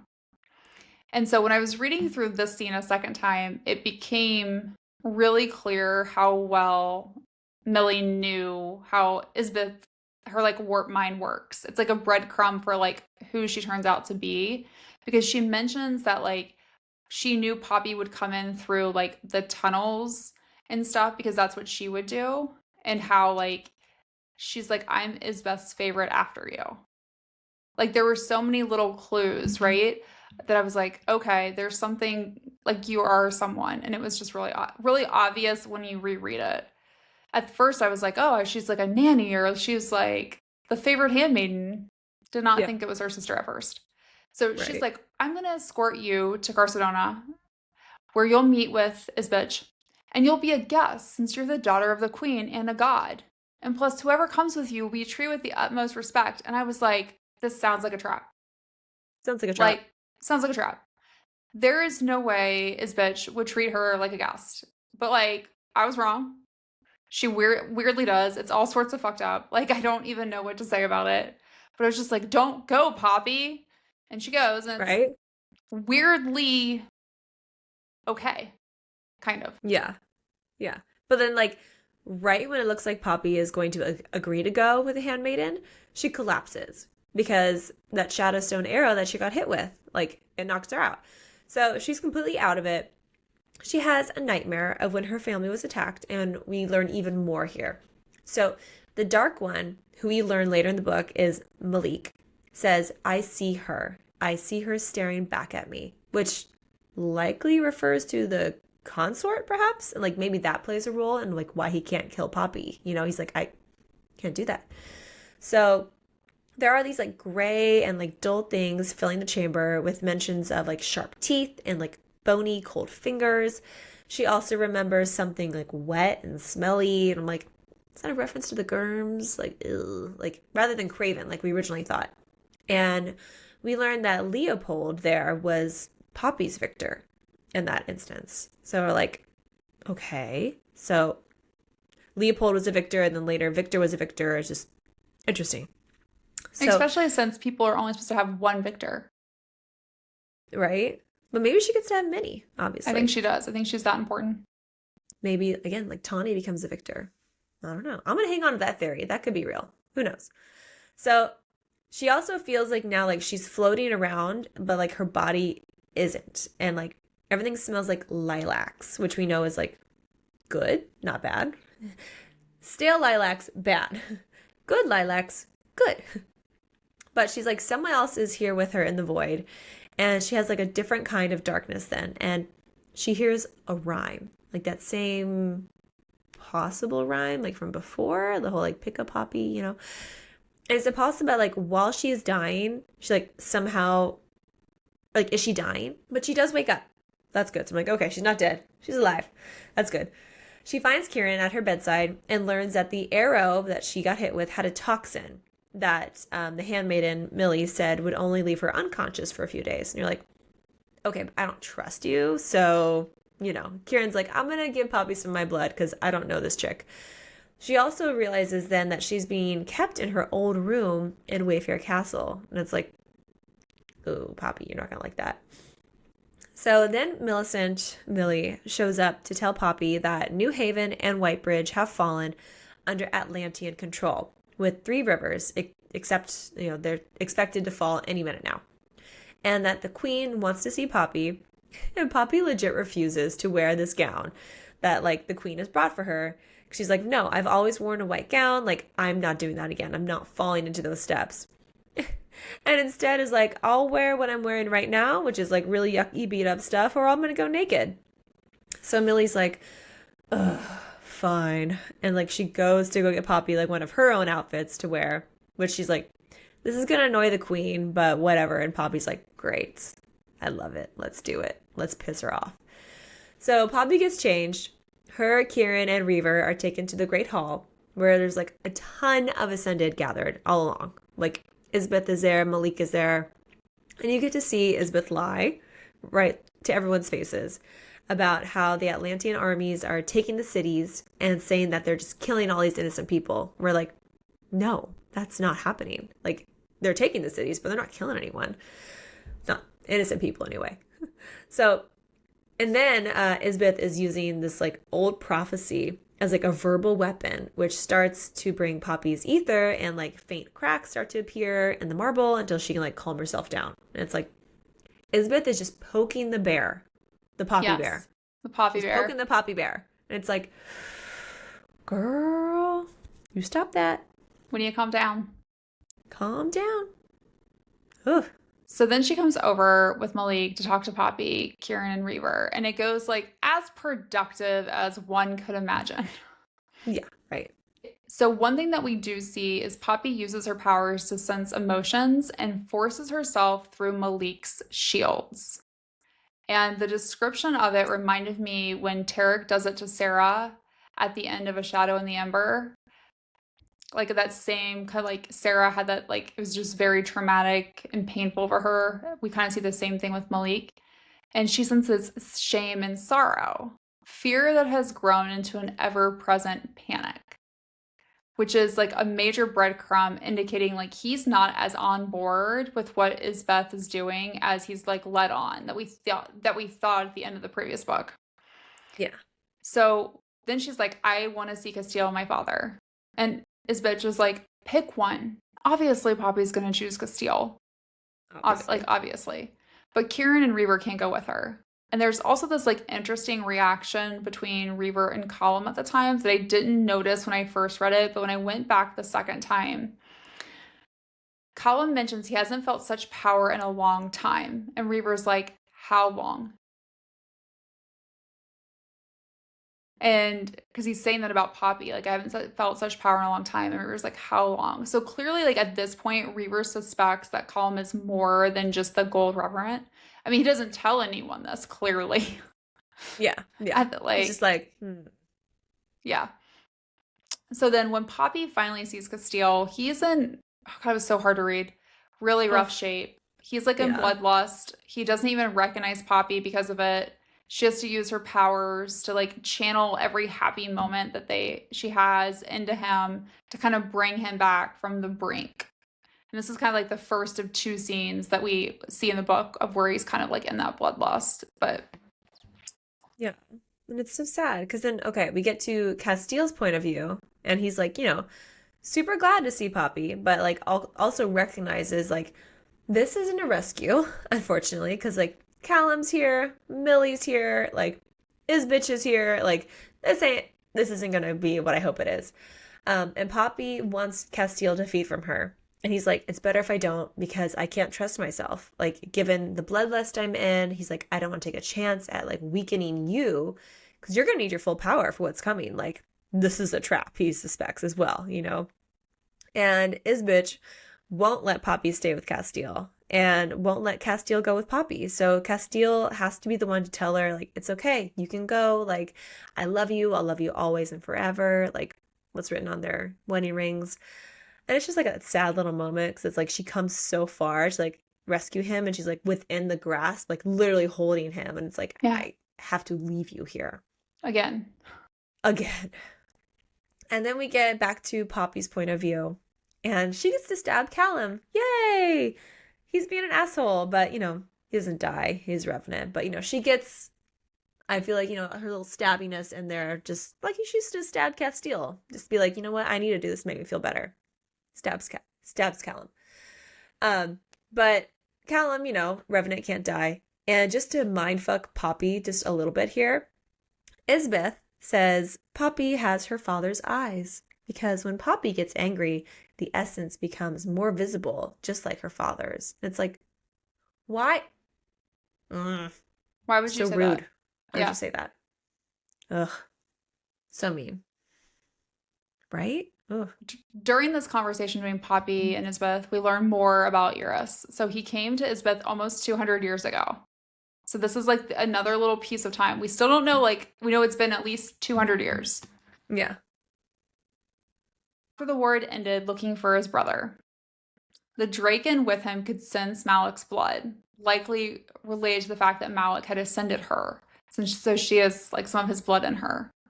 Supposedly, the Draken has been dealt with, which then Poppy assumes like, okay, I guess the Draken and Jadis is dead. Yeah. Isbeth thought Eurus was Malik at first, but realized like, no, they were different people when he spoke. Yeah, and she says, twins. So they're twins, right? She says she didn't force herself on Eurus. He chose to stay. Okay. Because he was intrigued by the world and curious about the Ascended, and I guess gave zero fucks about his brother at that point. Yeah. And Isbeth was already married to King Jalhara at that point. So when her and Eurus get to it, I guess she's cheating on him. Yeah. And then he was ready to go back to the Elysium, but Isbeth would not let him go because she couldn't.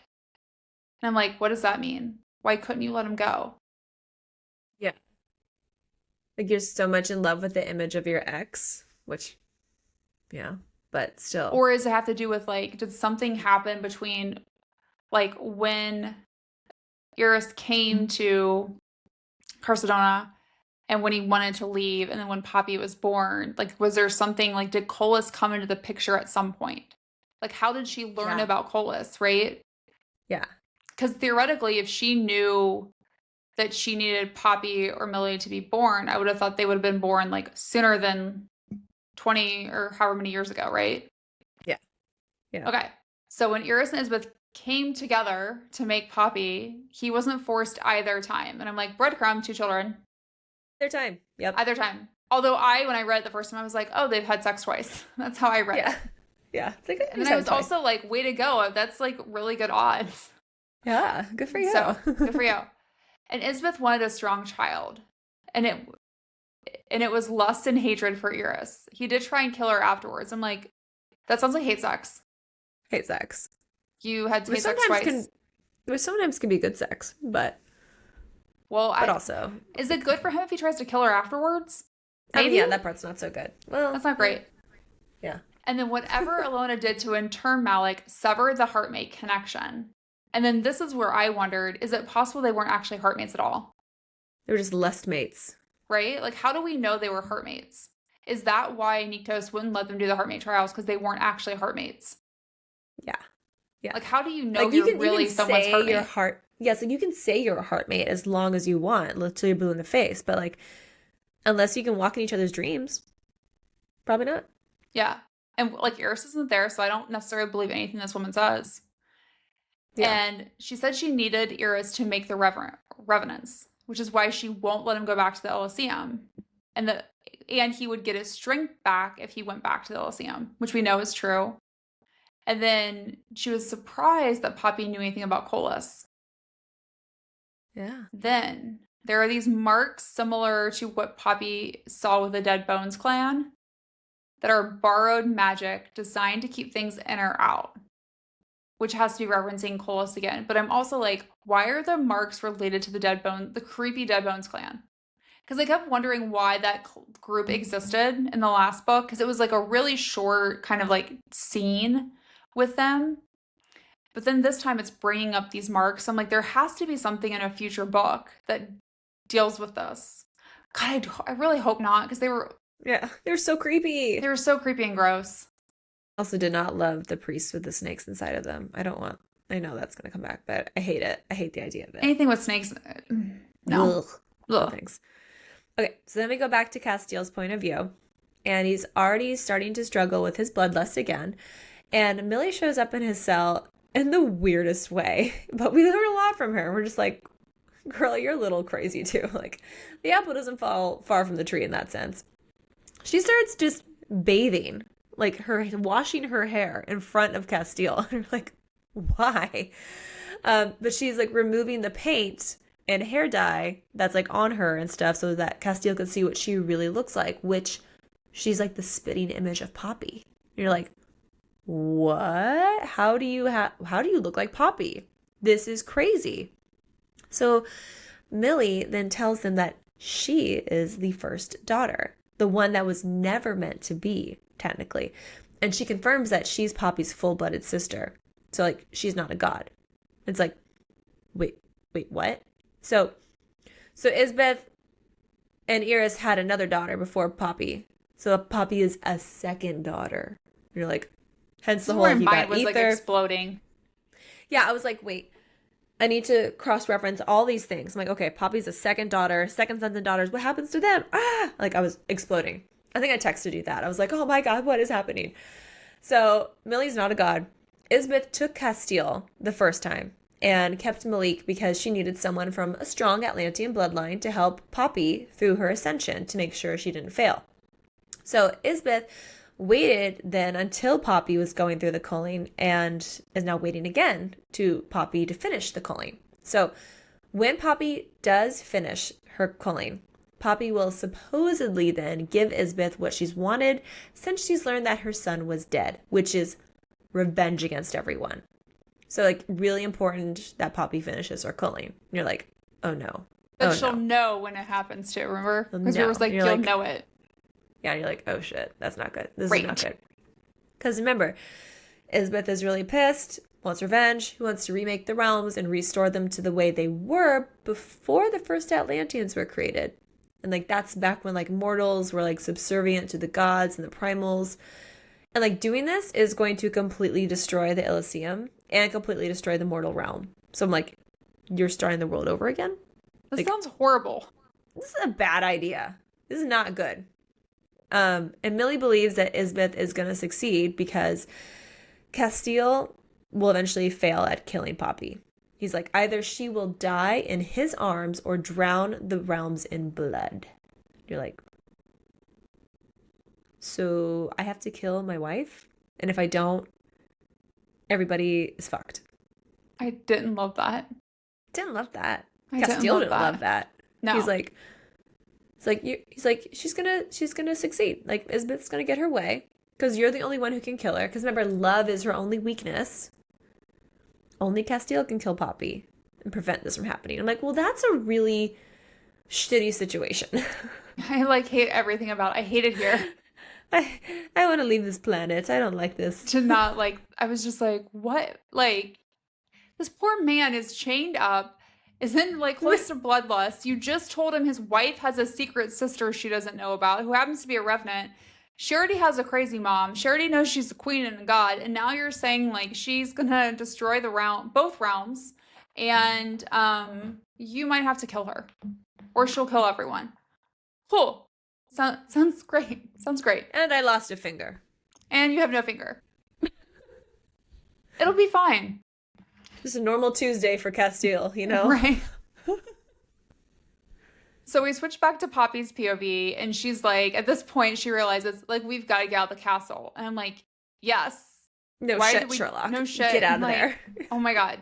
And so she's like, I think we'll need to go to like the temples to rescue Casteel, because when they took her to see him, they kind of blindfolded her. So she didn't know where he is, but she knows he's like far enough away that it has to be in one of the temples.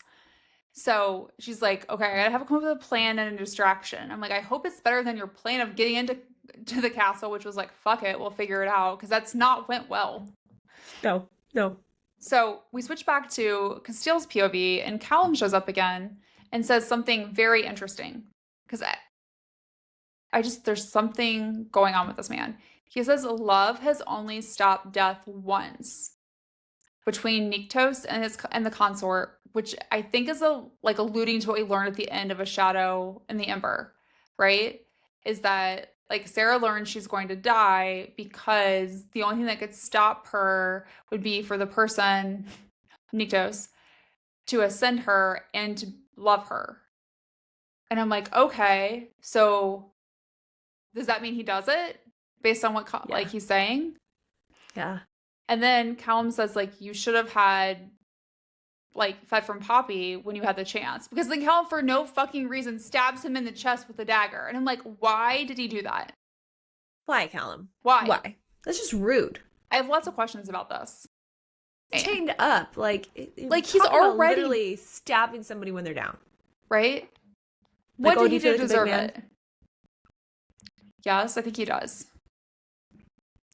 So we go back to Poppy's POV, and we learn some more about Isbeth's crazy goals. Oh, Isbeth. We thought originally she just wanted to take Atlantia. And then we learned she wanted to like remake the realms. Now we learn that she wants every Atlantean dead. Even Malik and Casteel. But like that doesn't mean that she'll necessarily see them dead, because she's like, I need you to work with me, Poppy. And I'm like, hold on. You want to kill everyone in Atlantia, but you'll keep Malik and Casteel because like Poppy would be mad otherwise. Okay. You're also fine with the Wolven surviving? Like, what? What? But everyone else must die. I'm like, that's a very weirdly specific. Yeah. And then she says, this one shocked me. I don't really blame Eliana. I loathe her. And I have, like, Isbeth is like, I have something very special planned for her. But she's not the one who allowed this to happen. Nyktos is responsible. Because Malik wanted the heartmate trials and called for his father, even though Nyktos was asleep, but he should have heard him. So her thought then is that Nyktos must have answered and refused. I'm like, do you know that? Or is that what Malik told you? Yeah. Malik was also married to another woman. Like, are we sure he was telling you the truth? Yeah. Like you were the side chick. He's just telling you whatever you wanted to hear. That's what I assumed. So I'm like, I don't know if they were heartmates. I don't know if they could, like, were they not heartmates and that's why they couldn't do the heartmate trials? Were they heartmates? And Nyktos was like, fuck no. No idea. So then, Malik ascends her. And we learn that Nyktos is particularly fond of Atlanteans because their creation was a result of the heartmate trials, which I'm very curious about. And that he sees Atlanteans as his children. So killing them would deliver like this justice that Isbeth wants. Yeah, like her son's dead, I'm going to kill all your children. Correct. And she believes that Poppy will bring death to Isbeth's, like her enemies, like she was born to do. And I'm like, this poor girl. Like, what do you mean you were born to bring like death to my enemies? Well, like death as in Colas, or like I'm going to kill them all? I think either one. Both, and then to prove a point, Isbeth uses her powers to kill 2 mortals in the room. And then like has Poppy escorted back to her room. Like, in case you forgot that I'm queen bitch around here. And I'm just like, love mother. Love mom. And you're like, oh my God, this lady. So crazy. Just legitimately insane. Poppy is going to need so much therapy. I swear. Like, ugh. So then it's time to make a move. And Poppy summons a fucking primal mist. And you're like, how can you do that? But that's amazing. But like everyone thinks it's the Cravens, right? And they're like, oh my God, Cravens are coming to the city. And she's like, it's me. One big distraction to just basically incite chaos and confusion everywhere. And let's dive into what happens here. Poppy, badass that she is, fights her way out of her room to Kieran and learns that the guards have orders not to kill her, but they can try and hurt her, but they're no match. She's like, boom, done, bye. See ya. And Poppy gets to Kieran and finds Reaver, who's already gone through this like killing spree. Like he's covered in blood already. And he's like, it's not my blood. And you're like, oh my gosh, like this is insane. And Poppy's like, all right, I'm going to handle taking out any of these guards. Like Reaver, you take care of those revenants because you're fire. You can kill them. Like, cool, great, on it. Let's go. They head to the Temple of Nyktos, which used to be known as the Shadow Temple, when the kingdom was called Lasagna. So the sun here represents the primal of life. Shadow represents the primal of death. Important information for later. Turns out that this mist that Poppy conjured is accidentally beckoning the Cravens unintentionally.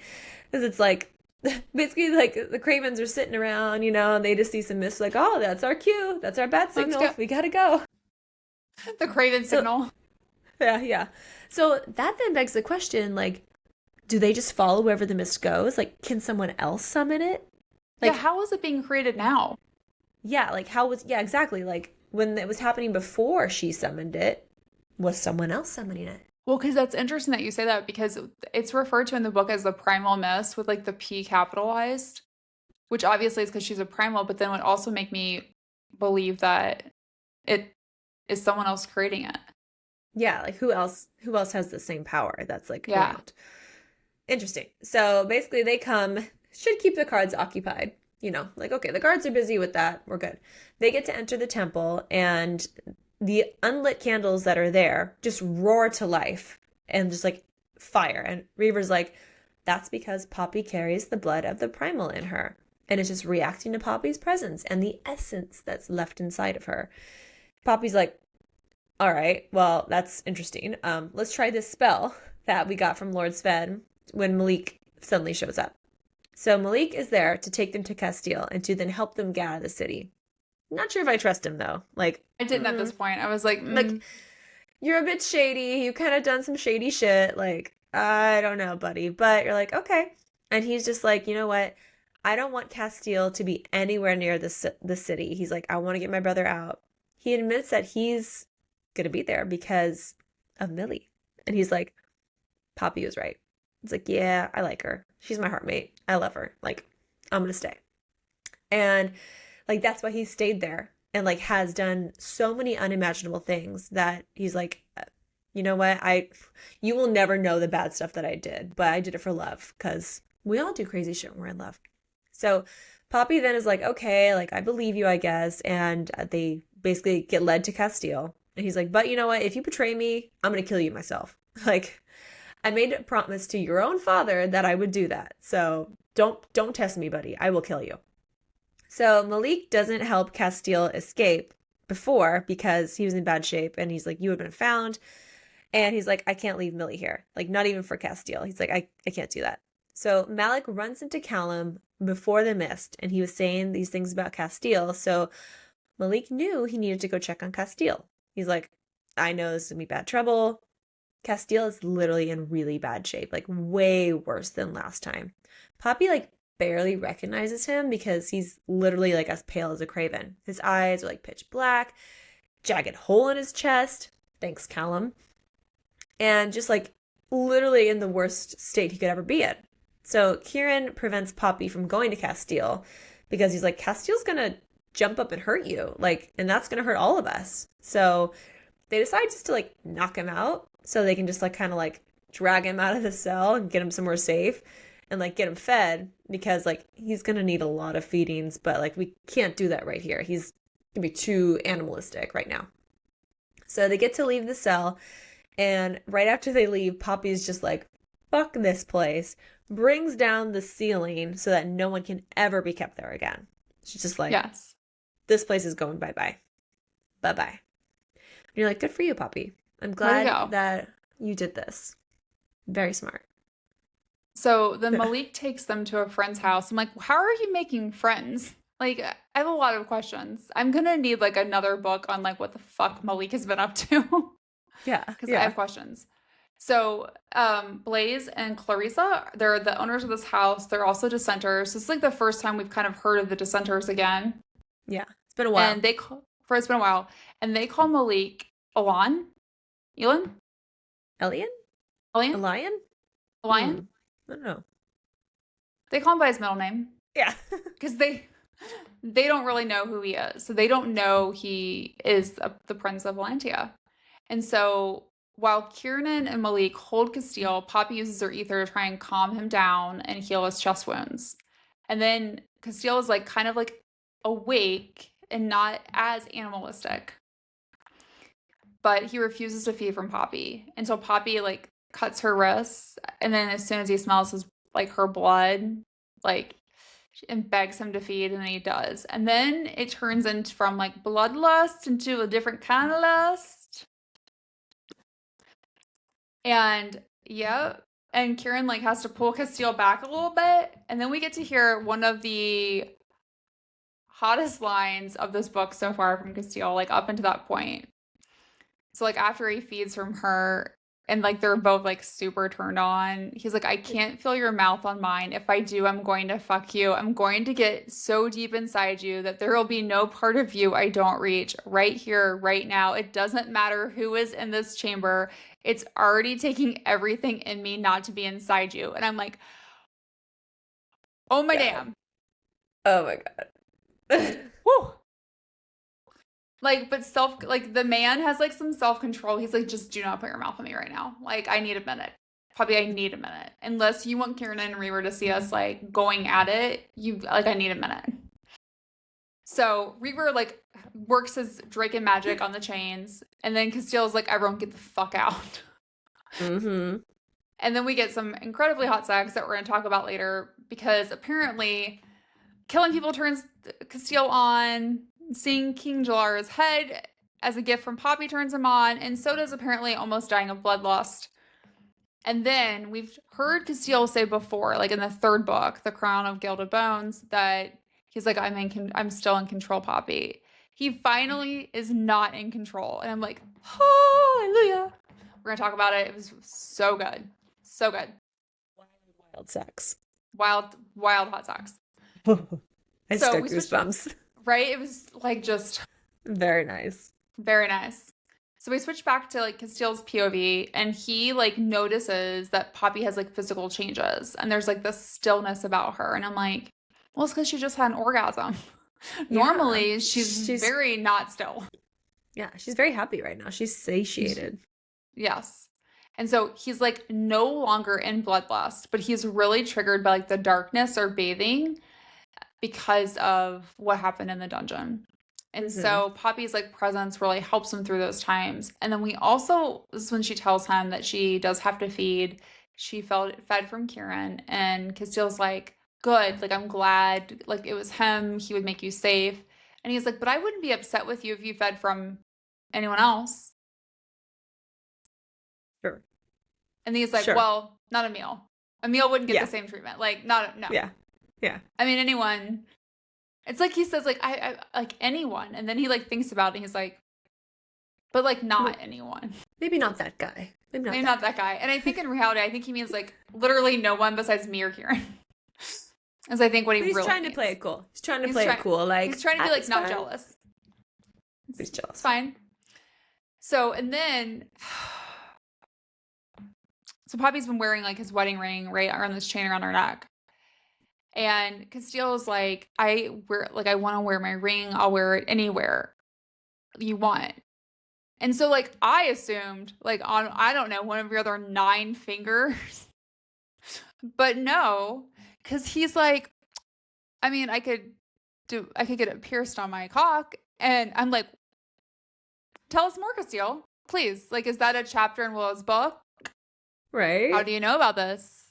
It's instead of a Prince Albert, it's a Prince Casteel. Prince Casteel. Or King Casteel. And I'm like, I'm intrigued by this. And I'm like, is that going to happen in the future? Is there a chapter that describes this? Poppy's intrigued by this. I know. She's Poppy like, has went from being "What?" very like virginal maiden-esque in the very beginning to being like, yeah, I think a cock piercing sounds great. Sounds like a great idea. She's like, let's do it. I'll get a Let's do matching it. one. Right? But like not right now. No. Right? Because Let's like we do it gotta now. fight a war and like all the things. Yeah, So we he's can gonna do it wear it on later. his right hand for now, which I'm like, okay, that makes more sense. It's maybe a But bit like easier. priorities, right? Like saving the Yeah. kingdom versus getting my penis pierced. So, Yeah. and It was a then hard call, though. It was a hard call for Casteel. literally, He's like, I'll do it right now. get Reaver in here. Get. Well, I'm sure Drakenfire would like sterilize it, right? Yeah, totally. It's fine. He's like, yeah. Oh man. Whew, that'd be funny. So then, because we can't not be sexual, Casteel gets out of the tub because that's where they've been talking about all these things, and Poppy's like, I'll help you dry off. And I'm like, if you just want to have sex with them, girl, you don't have to like help them dry off. Just say it. And so we get Yeah. another spicy scene that we'll love to talk about later. But like they're clearly in the very short period of time that they have been back together, making up for all of the missed sex that they have missed. Yes. And we it's are way appreciative better of it. than dream sex. It's way better than dream sex for everyone. Even though dream sex was still really good. It was nice. It just nice. ended too soon. It did. Yeah. So then Poppy is asleep, after being thoroughly ravished. Thank you very much. And Casteel gets the opportunity to chat with Kieran, and it's clear their bond is like super deep. Like literally among all three of them now. They're just like, they're bonded, like, which means joining needs to happen, clearly. So they also then talk about Malik, and Casteel tells Kieran that Millie is Poppy's sister. And he's just like, has the best response ever. He's just like, what in the actual fuck?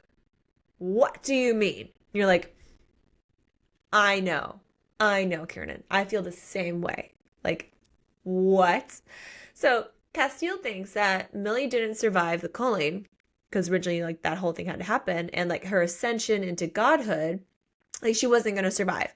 And Isbeth loved her daughter so much in her own freakish way that she made her a revenant to save her life. And you're like, okay, I guess there's like some redeeming quality there. Like, you didn't want your daughter to die, so you kept her alive against her will, I guess.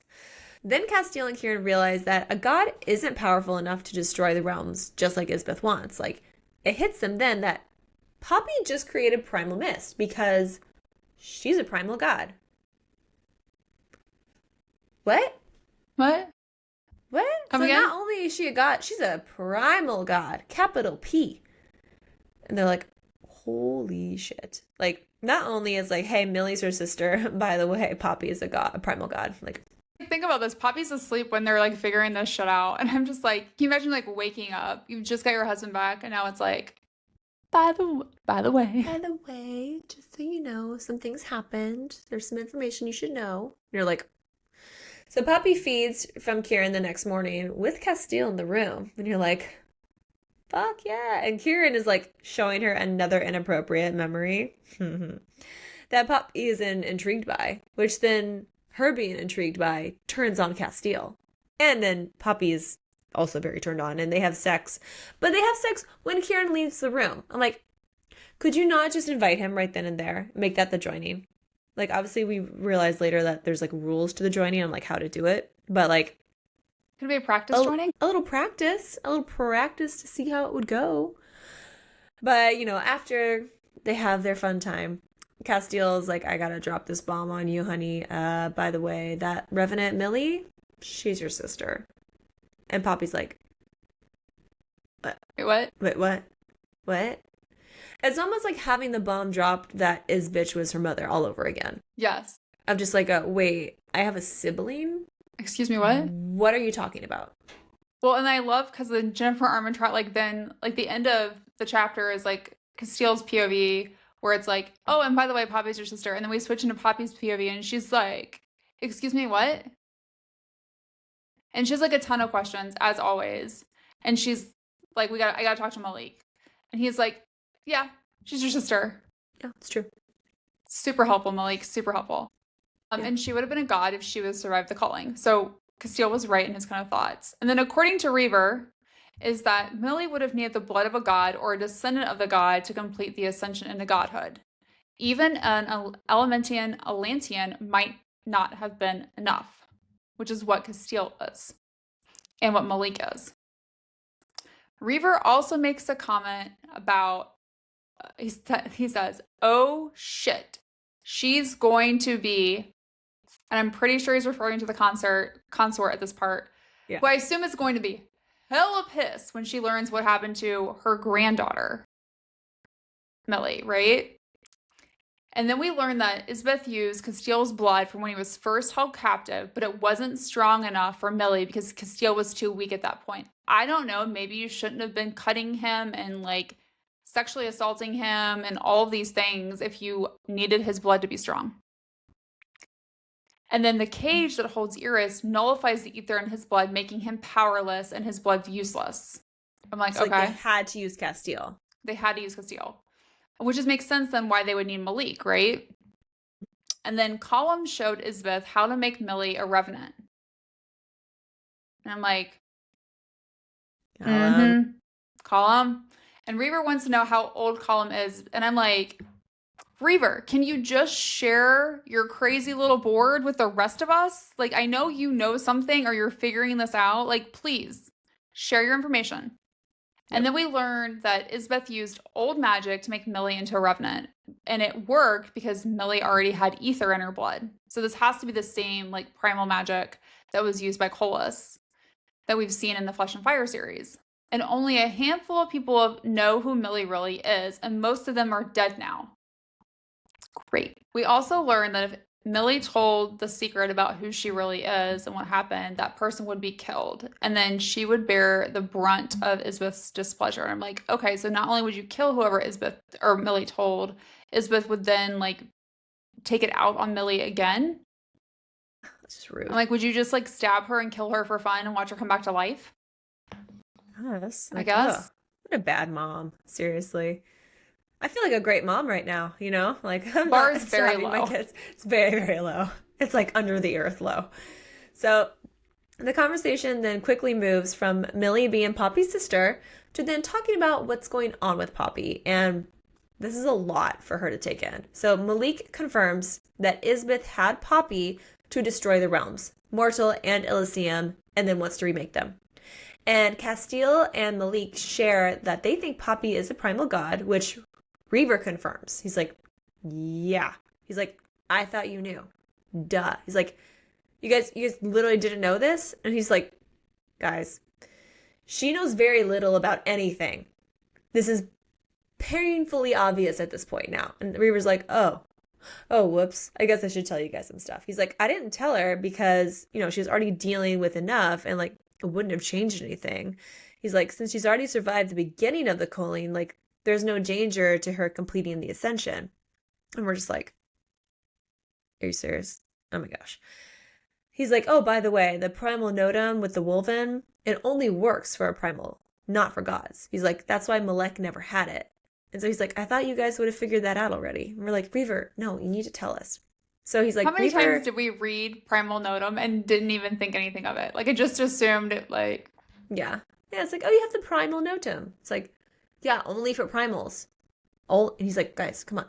He's like, only a primal. It's like he's going back to kindergarten. He's like, all right, guys, let's go to the basics here. Primal, underline it.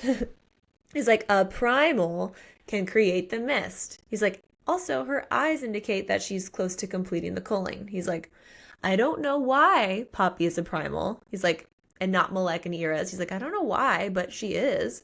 And it turns out Poppy is the first primal to be born since the primal of life, aka Sarah. And only the primal of life can answer why Poppy is a primal. So he's like, these prophecies are not bullshit when they're spoken by a god, especially by a goddess, Penelope. He's like, who's been closely tied to the fates. And that's why Poppy was named after the goddess who had the prophecy, hoping it would bring good luck with the Ere. They're just like... Right? And then if that's not enough, shit hits the Right, fan yeah. and a major bomb gets dropped because Poppy realizes that Malik is the Dark One from the night her family was attacked. I did not see that. Like, I did not see that coming at all. It Did not. completely shocked me. We knew Alastir was there, Right. but I I was thought like, like the Dark One was like the leader of the Germs or like some or the Unseen or something like that. I did not think it was Malik. So turns out he felt like he had to kill Poppy because of this prophecy and the destruction it would bring. And I'm like, okay, so you are a believer of the greater good. Get that. He created a trail of blood for the Craven to follow to Lockswood. Okay, so there were oh, Craven. Don't love that. He didn't kill Poppy because he could see the consort in Poppy's eyes, even though she's asleep. And I'm also like, how do you know that? Like, how does he know what the consort looks like? There's no photos of her or like paintings or anything. just And new. then let's just say Casteel is not pleased at this point. He's fucking pissed. So he uses his compulsion to force Malik to hold a dagger to his throat. But then Poppy's like makes him stop. And then Poppy remembers that it was Malik who got her out of there after the Cravens attacked and actually like saved her. Yeah. And then Casteel starts beating the shit out of Malik. And Kieran's like watching. And everyone's like, are you gonna he's like, this fucker deserves it. I'm not gonna stop this. Yeah. And then Rightly so. Poppy has to be like the grown up in the room and use her ether to like basically like push them apart, right? Like Yeah. cheer corners. You're in timeout. You're in timeout. Correct. And like the rest of y'all, like Reaver and Kieran, you're not being helpful. Yeah. So then we get They're just more like chaos. sitting there with popcorn, just like, oh, this is great. This is fun. I mean, we knew the two of them were gonna fight at some point, right? Like, given everything that's happened. I thought it would be just about like him being or pretending to be like on Isbeth's side, but anyways, more chaos because the royal guards show up. And Reaver like he's like, Drakenfire, you're welcome. And then fucking Callum shows up. Ugh. And before Reaver can burn him, the guards have taken Clarissa and Blaze and are using them as shields because they're horrible people to do that with like these people that have helped Poppy. So then Poppy is like tells Reaver to like stand down because she's really big on not wanting innocent people to suffer. Even though I'm like, Poppy, they're gonna die anyways. Callum's a fucking asshole. Like, they're gonna die. Yeah. Why didn't we kill Yeah. the Go Revenant man? I'm also concerned that Drakens can't kill him. I'm very concerned he's like unkillable. Yeah, seriously. And then Isbeth shows up and she like wants to make a deal. And she's supposedly planning on doing this anyways, until they try to escape. But it's simple. They said, she says, like, there's a simple solution for everyone. You find Malek, bring him to me, and he will just give me what I want. And Callum does not seem happy about this change of plans. He's like, that's not what we agreed to. But Poppy's like, okay, I'll do it. And then Isbeth has Callum drag a Shadowstone dagger down Kieran's arm and whisper a fucking curse that like only Isbeth can remove. She's like, here's my collateral, like I need to make sure I get this. And he's like, she says, Poppy, you have 2 weeks to find Malek and bring him to the Bone Temple or Kieran's gonna die. It's like, great. So there's some debate then about whether or not Malik gets to go with them. Both Poppy and Casteel want him to come, but he says he wants to stay because of Millie. So Kieran just knocks him out and is just like, Isbeth allows them to take Malik, basically. He's like, all right, you can take him, whatever. But then she kills Clarissa and Blaze and then says Poppy can't bring them back to life, which causes Poppy to start to use her ether. She's very pissed off. And Casteel has to like calm her down and bring her back. And there's also a mention here about how Poppy like hears a voice that had whispered in the darkness so many years ago, do it, Harbinger. Is that Colas? Is that his voice, maybe? That's like whispering to her? Like, he's awake. Well, we don't know that yet, but like, we know he's... Yeah. Ugh. Creepy. So then we go back to Casteel's point of view. And they're heading toward the Blood Forest, going to meet up with the Atlantean armies in Padonia. Thanks to the Primal Notum, Poppy is able to finally reach Delano and knows where they are. And we learn that the curse that's been placed on Kieran carries Colas's stench, but that's according to Reaver. So he's like, you know what? If you do the joining, then theoretically Kieran should be fine. And I'm like, yes. Yeah. We're getting the joining? We're gonna get the joining? Yes, it's gonna happen. Also, Yeah. we don't kill woven people. Oh. So we switch back to Poppy's POV, and Casteel takes her to see a surprise when they stop for the night. And it's a beautiful and quiet place for them to get hot and steamy again. And then Casteel also reminds her that she controls her essence because it's based on her, not on a prophecy. And so I think he's just like a really good reminder, like you control your fate, not what this prophecy says. And then they talk about the joining, and they talk seriously about this time because he's like joked with her about the joining in the past. And like he's like, well, it can be intense, but it doesn't always turn sexual. But basically, the gist is you're all naked and you have to remain in contact with each other throughout this ritual. And then they like feed from each other. And Casteel's like, Poppy, if it becomes something more, then it does. But like only if you're comfortable with it.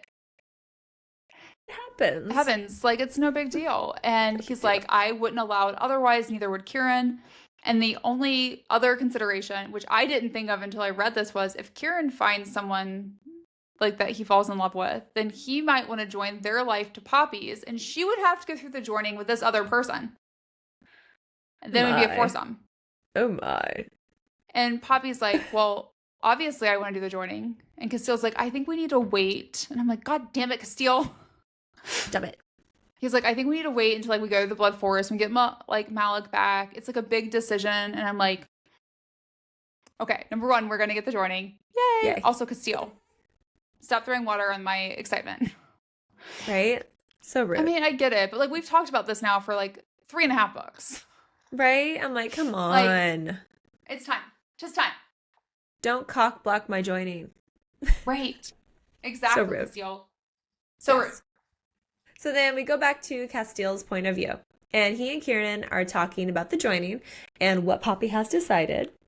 And Kieran wants to make sure that they both know, like, he does not expect them to do it. But Casteel assures him, like, oh, no, we want to. And it's also clear that Casteel can see the, like, deep love that Kieran has for Poppy. And, like, it doesn't bother him. Like, it doesn't bother him, unlike when Emil looks at her. Like, Emil looks at Poppy, he's like, I'm gonna kill you, motherfucker. But Kieran looks at Poppy and he's like, you're all right, dude. It's okay. All sweet. Like, he's Sweet. just like, oh, Yeah. that's so sweet. And I'm just like, okay, buddy. So then Casteel goes to talk to Malik, who happens to be chained to a tree. Probably a good thing. And he's like, we need to talk about what happened to Poppy during this attack. And Malik confirms that he got Poppy out of there and took her back to Lockswood, and that Alastir saw him there that night, like way back. This is like the night her family was attacked. And Malik says he knows nothing about this rhyme that Poppy heard that night. But Malik says, I couldn't kill her later as a child. And like when she got older, like she was sent to Macedonia, and Millie couldn't kill her because like that's her sister. And Malik also says that both he and Millie want to see the Blood Crown destroyed, and Millie wants to be free of her mother. So they're just like, okay, I guess you're on the same page with us, I guess. Okay, cool. And then once they arrive in Padonia, the Wolven are super excited to see Casteel and Poppy. And everyone is super surprised to see Malik. They're like, wait, what are you doing here? And Casteel is proud to see that the banners have been changed like Poppy had requested and wanted. And he's like, oh God, I can't wait to show her like how much that he just like loves them. He's like, this is amazing. I am so excited for this journey. Hopefully we survive. it's really sweet. They're very sweet. Then we learn that the Ascended have actually been fleeing towns and heading for Carcedona, but not before like killing lots of people and turning them into cravens. So the only town where that hasn't happened so far is Three Rivers. The Ascended fled, but they left the mortals alive. And I'm like, okay, that's weird. So the Duke of Three Rivers, Draven, like, why did you do that? Like, what's going on? Like, are you good like Ian was? Yeah. Are there going to be a couple, like, 2 good Ascendants? We don't know. According to Emil, Poppy's plan worked. The mortals heard about what they did in Messene and Oak Ambler before they got to Three Rivers, and they knew Atlantia wasn't there to conquer them. And like the mortals actually cheered upon seeing Poppy and Casteel when they arrived, which is really cool. That's what she wanted. Yeah. Then Poppy and Casteel see Valen, who is like overcome with emotion by seeing Casteel, right? And then he goes like completely pale when he sees Malik. And there's this like really like awkward moment where they have this like vacant tone where they like, hey, hey, right? Like, I Good. don't know what you say to your son who you think was on the side of like your greatest rival. Yeah. Because like at the time, Valen doesn't know like anything.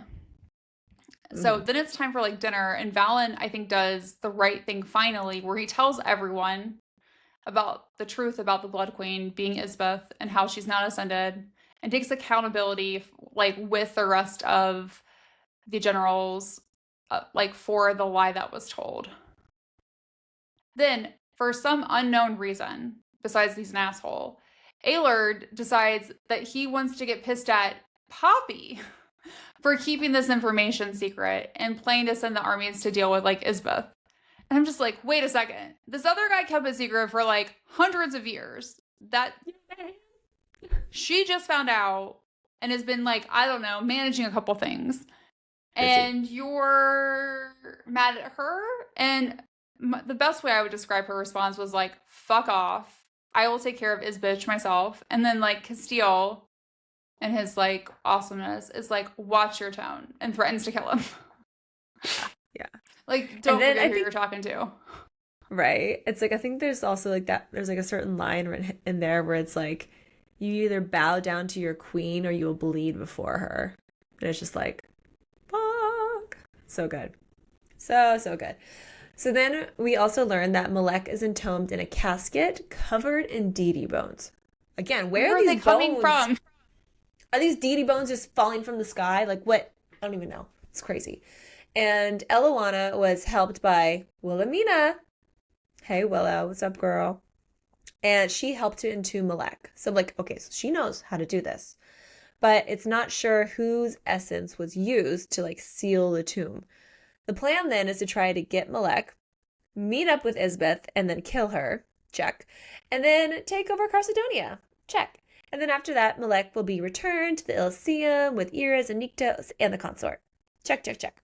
No big deal. Sounds easy, right? No big It's deal. gonna be an easy plan. Here's my checklist, to-do list of the day. Let's get to it. Take a swig of coffee and go. Back to Poppy's point of view, though. Kieran shows up to her room and they talk about the joining. Yes. Where they both ask each other if this is what they truly want, which it is. But this is also when Poppy realizes that, like, the love that she has for Kieran is more than just familial, but, like, not in the same way as Casteel. Like, they love each other and they have a very cryptic conversation about the love they feel for each other. I need more info, though. I'm like, I need to know, like, what, like, But like, what does it mean? yeah. I'm like, is there just like a different like heartmate situation, like wolf mates? Ooh. Ooh. Change of Yeah. print. Okay, I like it. So we're like, okay, we need to know what's going on here. But before we get back to Casteel's point of view. And he goes back to his room, falls asleep next to Poppy until he's awakened by a nightmare. And Poppy calms him down with her voice, and then by distracting him and getting a little frisky, which leads to hot, hot sex. And we're like, yay! I love it. Because, Please. you know, nothing helps you sleep better than a good orgasm. It's science. It's facts. Science. Yes. So we switch back to Poppy's POV. They've been in the Blood Forest for like 3 days at this point. They've killed some Craven, and then like a lot of them show up, and Reaver decides to like finally make his presence known and takes them all up by fire. I'm like, great. Awesome. Thank you. Thank you. Because apparently he's been like flying around the Blood Forest looking for a location where Malek is, and he believes he's found it. Okay. So then it's time to like use the spell to locate Malek. And we learn it calls upon the essence of Belle. And I'm like, we know her. We know Belle. We know her from a shot on the Ember. And so this spell appears to work because it sends like this shimmery light. And this is completely unrelated, but I thought about like, you know how Tinkerbell like darts around? That's what I imagined in this. It's just like flying around and they go after it. So during this process, Malik wants to know why Poppy hasn't asked him, like while they're chasing after this flying Tinkerbell, about Lockswood. And she's like, I mean, there isn't anything that would change it. But like, I would like to know how Cora died. And then that's when he tells her she had drink the blood of a dragon, which sounds really, really uncomfortable. Yeah, you burn, you die. You That's burn. not good. Not great. So once they arrive to where Malek is entombed, they're greeted by Germs. And I'm like, So Emil is with them and he's like, great, these fuckers again. I'm like, that's how I felt too. Like, yes, Emil, yes. Great. So according to Reaver, these Gurms are sentries, which are similar to hunters. And he says none of this group would have seen these two types of Gurms before. They also shouldn't bite them because there's poisons inside. So Wolven, like, don't bite them. Yeah. Ew. But what's really interesting is the Gurms aren't attacking Poppy. Like, that's weird, right? Yeah. And they still have snakes coming out of their mouths. And we learn that Poppy is terrified of snakes, just like Sarah is. And so she goes all primal on their asses and kills all the Gurms and all the snakes. And then we get like another little bomb that the Gurms were probably sent by the Primal of Life, who would have sensed Malik's vulnerability and likely sent the Gurms to protect him. And I'm like, You're like, Reaver. wait, what? But the Primal of Life is sleeping? And then like, Reaver, can we discuss how you respond with the Primal of Life and not indicate who that actually is? And then they ask, did Niktos send the Gurms? And he responds, the Primal of Life did. That is not an answer to the question, Reaver. Yes, it's accurate, but you did not answer the question. Could you please be more forthcoming with the information? A little bit more. Yeah. But good news, after killing all the Gurms, it was really easy to get Malik's coffin out and transport it back to Patagonia. And I was like, this was too easy, I feel like. That's what I thought too. Like, I'm like, is he really in there? Like, this was... Like, did we check? Did we knock? Did we take a peek? I don't know. And also, we like kind of skimmed over this part, but like the way they found Malek was by using the ring that Isbeth has. And I'm just like, there's got to be some importance, I feel like, to that ring too, other than like it belonged to him.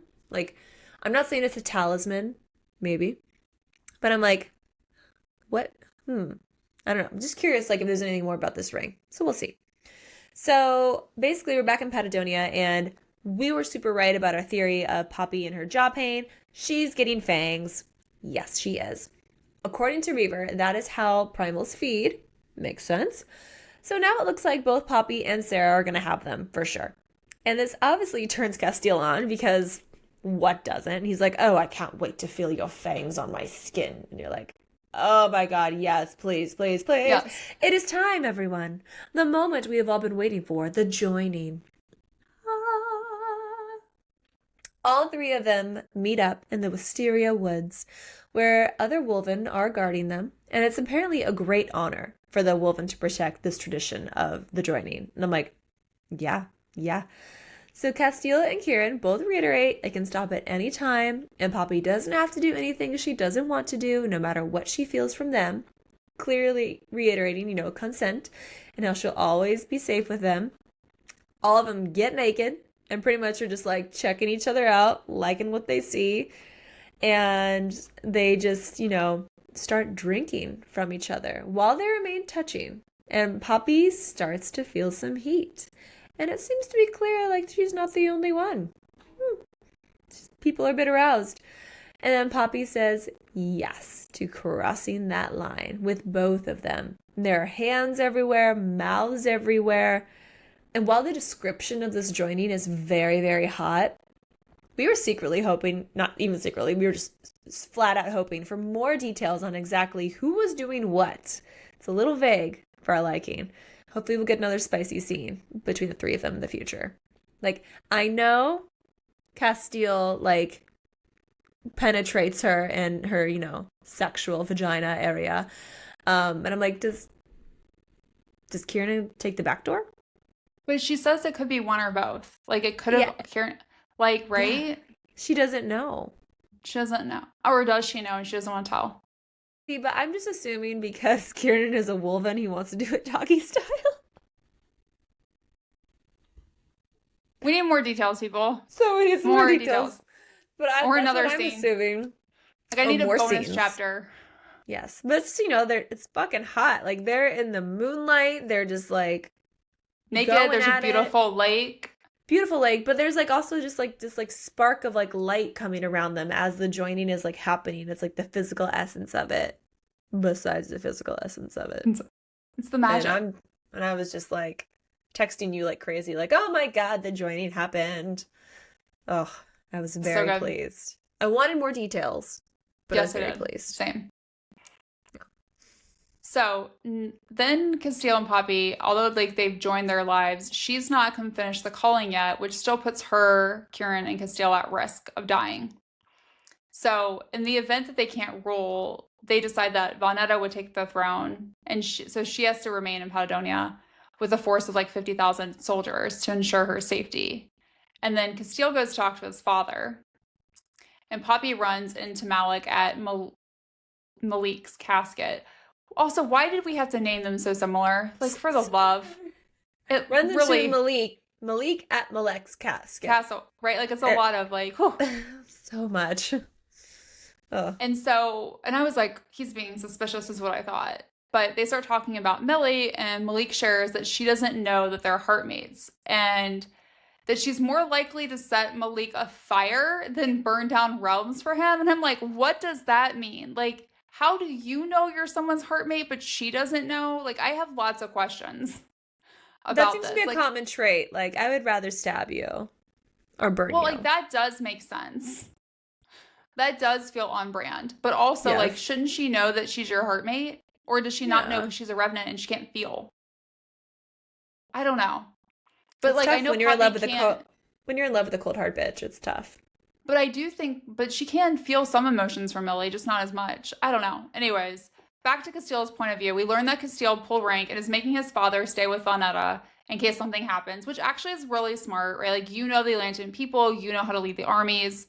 And Valen's like not thrilled with this decision, but he also understands like I don't have a choice because like it's an order from the king and queen. And I gotta know my role. And then we switch back to Poppy's POV and they head to the Bone Temple where they're like resting for the night outside the Blood Forest. Poppy has a dream about the consort wearing a crown of black diamonds and crying, with a sandy, blonde haired man standing to her left that feels familiar to Poppy. He felt like a Victor. And I'm like, is that Victor? Is that Leopold? Like, who is this? Interesting. Now it's time to meet with Isbeth. Everyone arrives at the Bone Temple, and a lot of crazy fucked up shit happens here. So Malek is inside the casket. The casket is brought to Isbeth, and she is told that Malek still sleeps, and he will need to feed to eventually wake. Isbeth is confident that Malek will give her what she wants, and we're like, okay. You want to bone him after a while? Like, you just missed him so much? Like, I don't know. Ew, yucky. But Millie approaches Poppy and asks her where Reaver is, because it's odd that Isbeth didn't ask about him or ask why Poppy is short 50,000 soldiers. And Millie's like, there's something very wrong about this. Like, there's a reason she's not asking these things. Like, you should be suspicious. And Malik quietly asks Millicent if she's well. Is it possible there's a deeper meaning to that? I'm like, are you okay? Like, why wouldn't she be okay? What's going on? She's a revenant. Like, yeah, of course she's fine. And Isbeth has Callum remove the curse from Kieran, who finds it interesting that the curse mark is gone before he even removes it. So it's like, okay, did the joining work? But Kieran returns the favor by stabbing Callum. Good. He dies for a minute, but then comes back to life because he just can't die. But you know what? That was, I'm sure, nice. He deserved it. He deserved it, yeah. Nice release for Kieran to be like, you know what? You cursed me. I'm going to stab you. Great. But Isbeth acts like she almost like wants to jump on the casket with Milek. She's like, oh, my love. And just like wants to like fuck a casket, I guess. That's what I felt like when I read it. Yeah. You're like, this is gross. And she then shares that like if Nyktos would have allowed the heartmate trials, then they would have left Atlantia and found another place to live with their son, our children. Our children. But again, like we thought, did she only have one child? Slip of a tongue? But I'm like, oh, okay, you've got that one son. Our children. Like, Malek, but Ira's. So confused. So, yeah. So, Isbeth continues to tell Malek how much she loved him and says, "That's why you have to understand. You know how much I loved our son. You understand why it must be like this, that it cannot be any other way." And she fucking stabs him with a Shadowstone dagger in Malik's heart. What? I didn't see it coming. I expected her to start trying to dry hump a corpse. What I thought she was gonna do. Yeah, I'm like, whoa, this did not go the way I thought it was gonna go. And this weirdly makes Callum smile. And I'm like, oh, you're getting fucking turned on by this, aren't you? And he tells Poppy, thank you. And whatever makes Callum smile should literally scare the shit out of everyone. And I'm like, It did. This is not good. This is not it. What did we just do? So then we learned like the original plan was to kill Millie if she hadn't died during the Ascension. So, and then since she did die during the Ascension and is now Revenant, they were going to sacrifice Poppy. But instead, Isbeth chose to kill Malek because I guess they have to sacrifice someone that you love.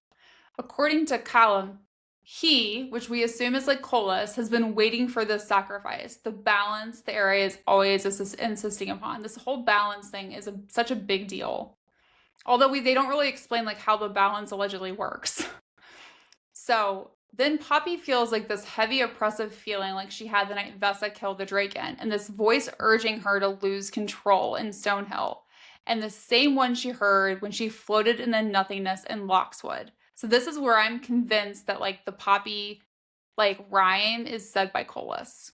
So it turns out like all of the children that we saw killed in Oak Ambler that were in that temple were there to feed Colas. And when Poppy began her ascension, it freed him. And when Malek took his final breath, then Colas would be at his final strength. He's been waiting for his pretty little Poppy to pick and watch bleed. Yeah, so then everything starts smelling of dead lilacs. The earth shakes, gray mist comes out, and I'm just like, this is bad. Super bad. This is bad. And This is very, very bad. Very bad. And then Millie's like, Malek hasn't died, or Malek hasn't passed yet, so we can stop this. But then she gets hit by a rock, because like things are falling. Yeah. And then fucking iykyk, we saw in his shadow in the Ember, come out from the ground, and we all know that these are like the monsters from that book, and they're drawn using ether. But like, of course, Poppy doesn't know that. And no one's telling her. So she starts using it, and then more come out and head towards her until Reaver finally goes, don't use your essence. Like, instead, in super cryptic Reaver form, you must stop whatever they did to unleash it. That's super helpful. Super helpful, Reaver. Thanks. And then we see people start dying. Hissa dies, Sage dies, Rune dies, Niall, Reaver dies, Malik dies, Delano dies. And when Delano died on the page, I started crying. I was just like, not Delano. And then Poppy is like raging. So she starts fighting Isbeth, and then she gets a few hits using her power. And then Isbeth slams her hand into Poppy's chest, which like really hurts Poppy badly. It's like I think like all of her power must have like went into Poppy's chest. And then Poppy sees no light, no color, and no sound. And I'm like, that's weird. But she sees the consort, who tells her it wasn't supposed to be this way. And the consort has like this endless fury that Poppy has never felt before. That's when Poppy realizes she knows the consort's name because she's heard those words before, when the consort told Poppy her name. And then she screams her name, which we know as Seraphina, the queen of the gods, the true primal of life. And then she gets more real. It's like a Beetlejuice moment, you know, like Seraphina, Seraphina, Seraphina. Seraphina. Like a bolt of lightning strikes, and it's like it hits the temple and Poppy, and whoopsies, and two of her teeth fall out. Hello, little fangs coming in, and the realm shakes violently, and Nektas shows up. Sarah's fury joins with Poppy's, and their rage causes blood red rain, and the iykyk disappear. And you're like, oh, thank God, they're gone. But then Poppy takes her rage out on Isbeth and just kills her. Like, she is gone forever. And you're like, dead. Good. Dead. Bye-bye. And then Poppy awakens, and she realizes she has fangs. And then everyone is alive again, including Delano. And according to Casteel, Poppy brought them all back somehow when she passed out. And it's like, what? Like her will. She willed them all to be alive again. And Reaver has taken Malek to the Elysium, and he lives for now. And Nektas can apparently manifest clothing if he chooses, but not Reaver butt. Naked butt. He can't do it because he's not old enough yet. Nektas is like, Reaver's too young. Like, what do you mean he's too young? Like, he's old. Like, how old are you? Right? It's crazy. And then Nektas says he can feel Jadis, so he knows that she is still alive, and he will find her. And we're like, okay. There's another Draken. There's another Draken somewhere. Yay! And Nektas says that Poppy wasn't powerful enough yet to bring everyone back. So the Primal of Life aided her, and the Nyktos captured their soul before they could enter the Veil or the Abyss. And Nektas says that Seraphina is the most powerful Primal for now.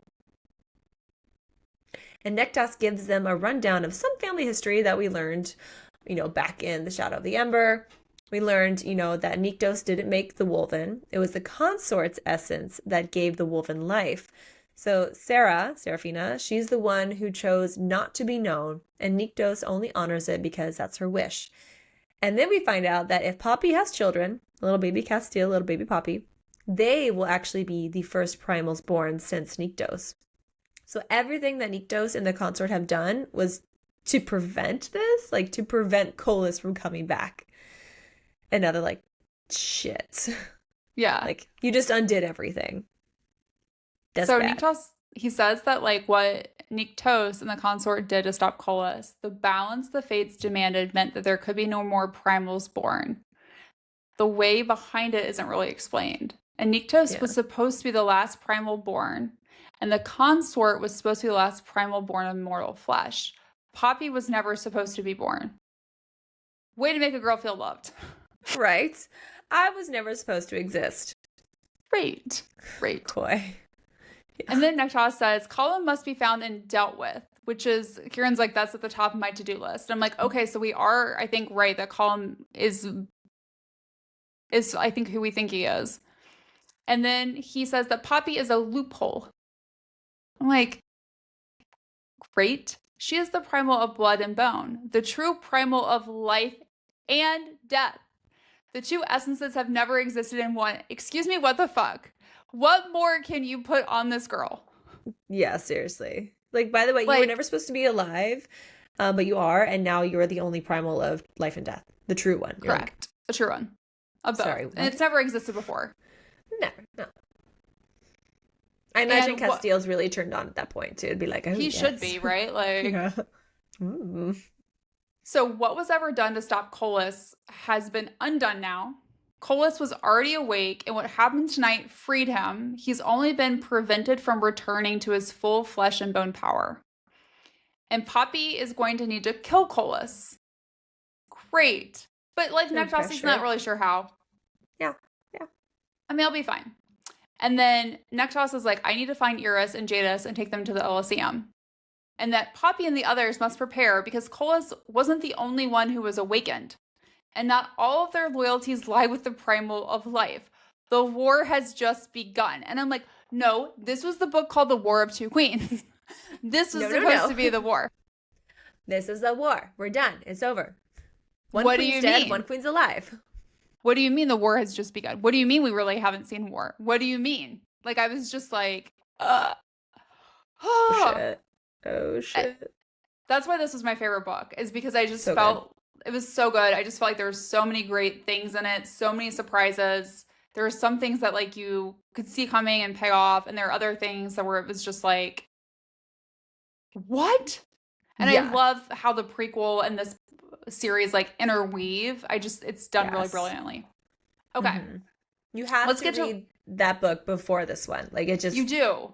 Helps so much. I know some people like disagree with that. I really think if you don't, you lose out on so much of the good story. Like, it's so exciting. Like when you saw, like we read Eos, right? Her name, and then we meet her in A Shadow in the Ember, and it's like, I know her. And then you like, when we read Belle's name here, and then it's like, well, we know her, and then I'm curious, like, but how did they become what they've become? Are they now primal? Like, how did this all happen? Yeah. Even Right? Vessa, you're like, oh, I don't like Yes, that bitch, but like, oh, I know her. I know her. And also, like, what caused her to turn and wait for Colas? Like, Yeah. Why so is she old? why is she old and wrinkly? So let's talk hot and steamy. This feels like four peppers.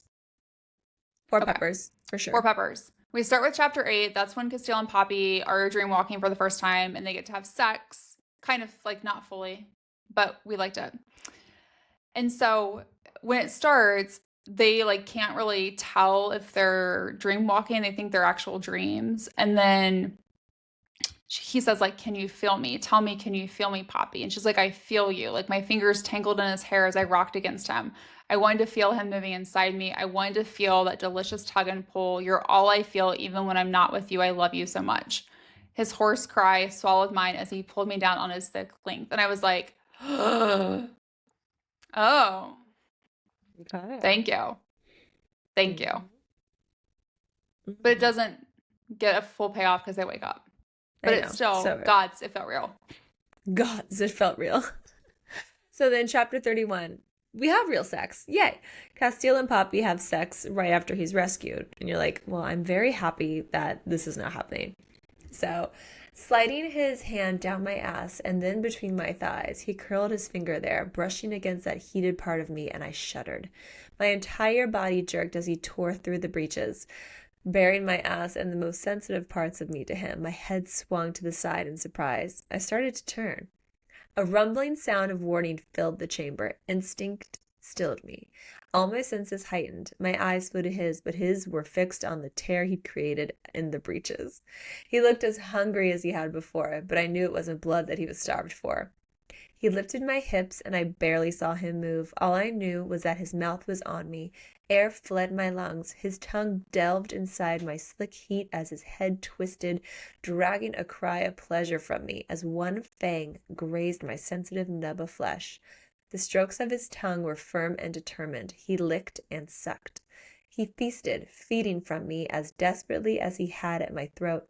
I was lost. My body tried to follow, but the hands at my hips held me in place. Casteel devoured. Yay. So good, right? So So good. good. Okay. So good. Then we go to chapter 32, and Poppy ends up giving Casteel a blowjob, and then they have sex. And so this is my favorite part of like that scene. And he goes, and we're in Casteel's POV at this point. And then she took me into her mouth. My shot was rough, echoing through the small chamber. Probably the whole damn building. I didn't care. The whole world centered on the feel of her mouth, the slide of her tongue as she kept moving her hand, working me with artful perfection. But I kept myself still. I didn't tug on her hair. I didn't fuck her mouth. I didn't. Poppy took me deep, deeper than I thought she would, and sucked. My hips jerked. My hand tightened in her hair. I nearly rose the tips of my toes. What goddamn chapter in Miss Swallow's diary was that in? And I was like, oh, Miss yeah, Willa. Miss Willa. Once again, helping out. Mm-hmm. I loved it. So good. And then we have chapter 33. Casteel and Poppy have sex after she feeds from Kieran. He says, my queen. The tip of her tongue wet her lips. Yes, I need you on my cock.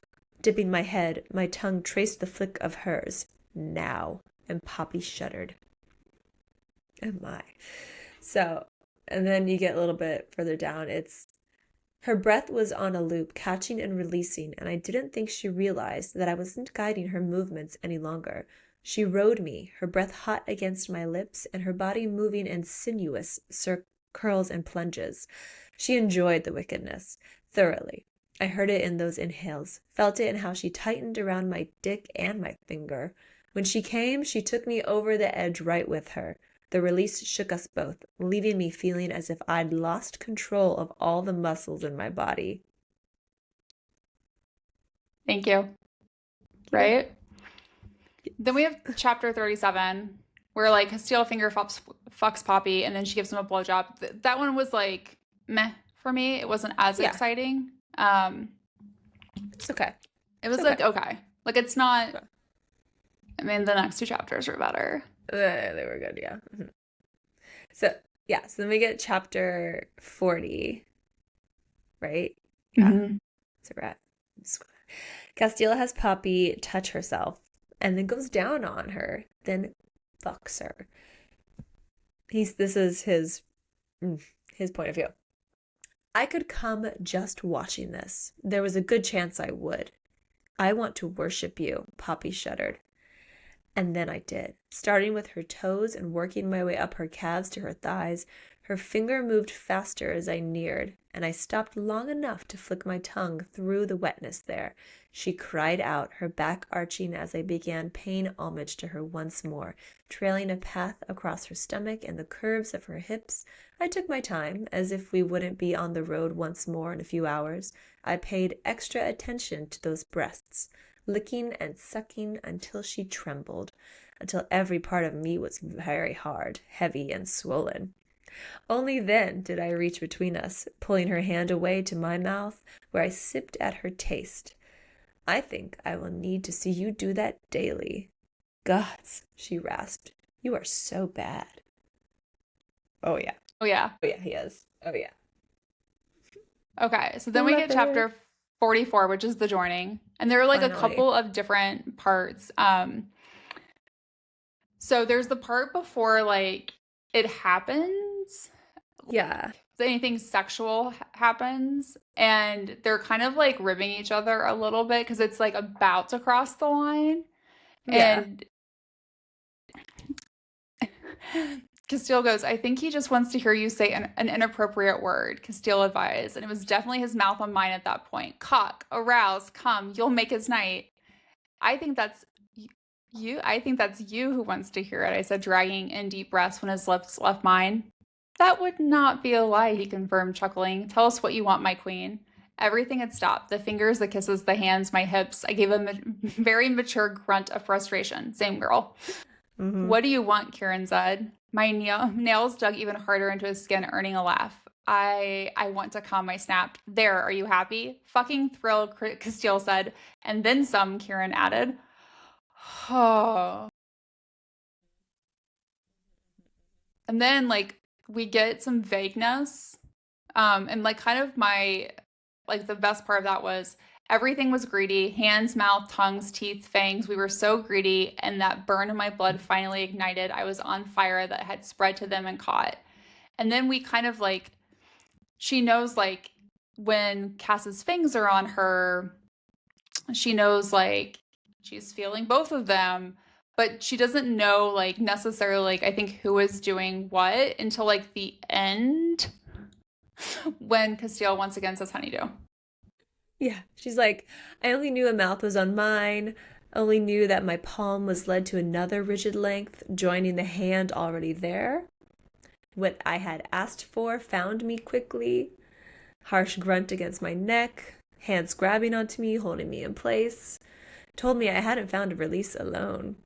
Nor was I alone when I stretched onto my side, keeping my leg draped over his hip as the one against my chest took me steadily, and I fell over the edge again. I could have had both of them inside me tonight, not at once, but at different times. It could have been one of them who moved inside of me, but I knew who rolled me onto my back and whose lap I was held in. Oh my God. Hot splash against my lower back, a release driven by my frenzied motions as I was devoured. Like so good, but also more details. Can we have more details? I want more details. This I is want too more vague. details. Too vague. But it was so good. And then you have chapter 45 mentioning Poppy and Casteel having sex, but no details. Bummer. Same thing And with then chapter 46. yeah. It's like, okay. I get they get it on, but also I'm like, can I have a little bit of details? And if A you're little not bit going to give more. me details there, then why did you not give me details in the joining? Like, I would have been okay not having these details if I had a more complete sense in the joining. Yes. I need to know whose hands and were where, whose Whose mouths were hands? where, whose Whose cocks were cock? where. I need to All the know. details. Okay. Mm-hmm. Theories. We have like probably the most theories ever. This is like a little unhinged. It's a little bit, So, but I love it. and I love it. Okay, starting with number one. Is Poppy's dagger, does it have more power than we realized because it was tied to Prila? So we know Victor gave Poppy this dagger when he was a victor. And it's very possible the dagger symbolizes something more than just being a dagger. It also Yes. seems like a really odd coincidence that it was made from Malik's bonded woven and then given to Poppy. Like it Yeah. has to mean something more, especially like with what Victor says about it. Mm-hmm. So There that's has to what be more we're behind that. what we have no idea, but there's something No more idea. to it. Maybe There that's is. how you kill Colas, That could be it. right? Yeah. You have to, Mm-hmm. is it like more special than Shadowstone? Yeah. Right? Hmm. That's a possibility. It's a possibility. Okay, and then is there any significance to Valen saying that Poppy looks like a painting of the goddess of peace and vengeance, Layla, when she was wearing all white before Oak Ambler? So, based on what we learn at the end of this book, with Poppy being, of course, the primal of blood and bone in her family tree, there shouldn't be any direct connection between the two of them. However, it's really odd that Valen mentions it. It could be nothing, but it could make us wonder if Layla is like one of the gods who still sleeps and might be waking up soon. And could that goddess be somebody who is going to help Poppy in the future? Like, is that where we get like the whole like white dress thing? Like, Mm, hmm. potentially. Who was behind killing the mortals and putting the veils on them in Mezzanine and Oak Ambler? It's super vindictive. And while Huh? Isbeth is definitely a horrible person, it doesn't feel like something she would order the Ascended to do. Like it just Yeah. doesn't feel like her. So then It's it not her makes me vibe. wonder, it's not her vibe. Is it someone else involved that was like intentionally trying to rattle Poppy? Could this be something related to the unseen or the mole within the group?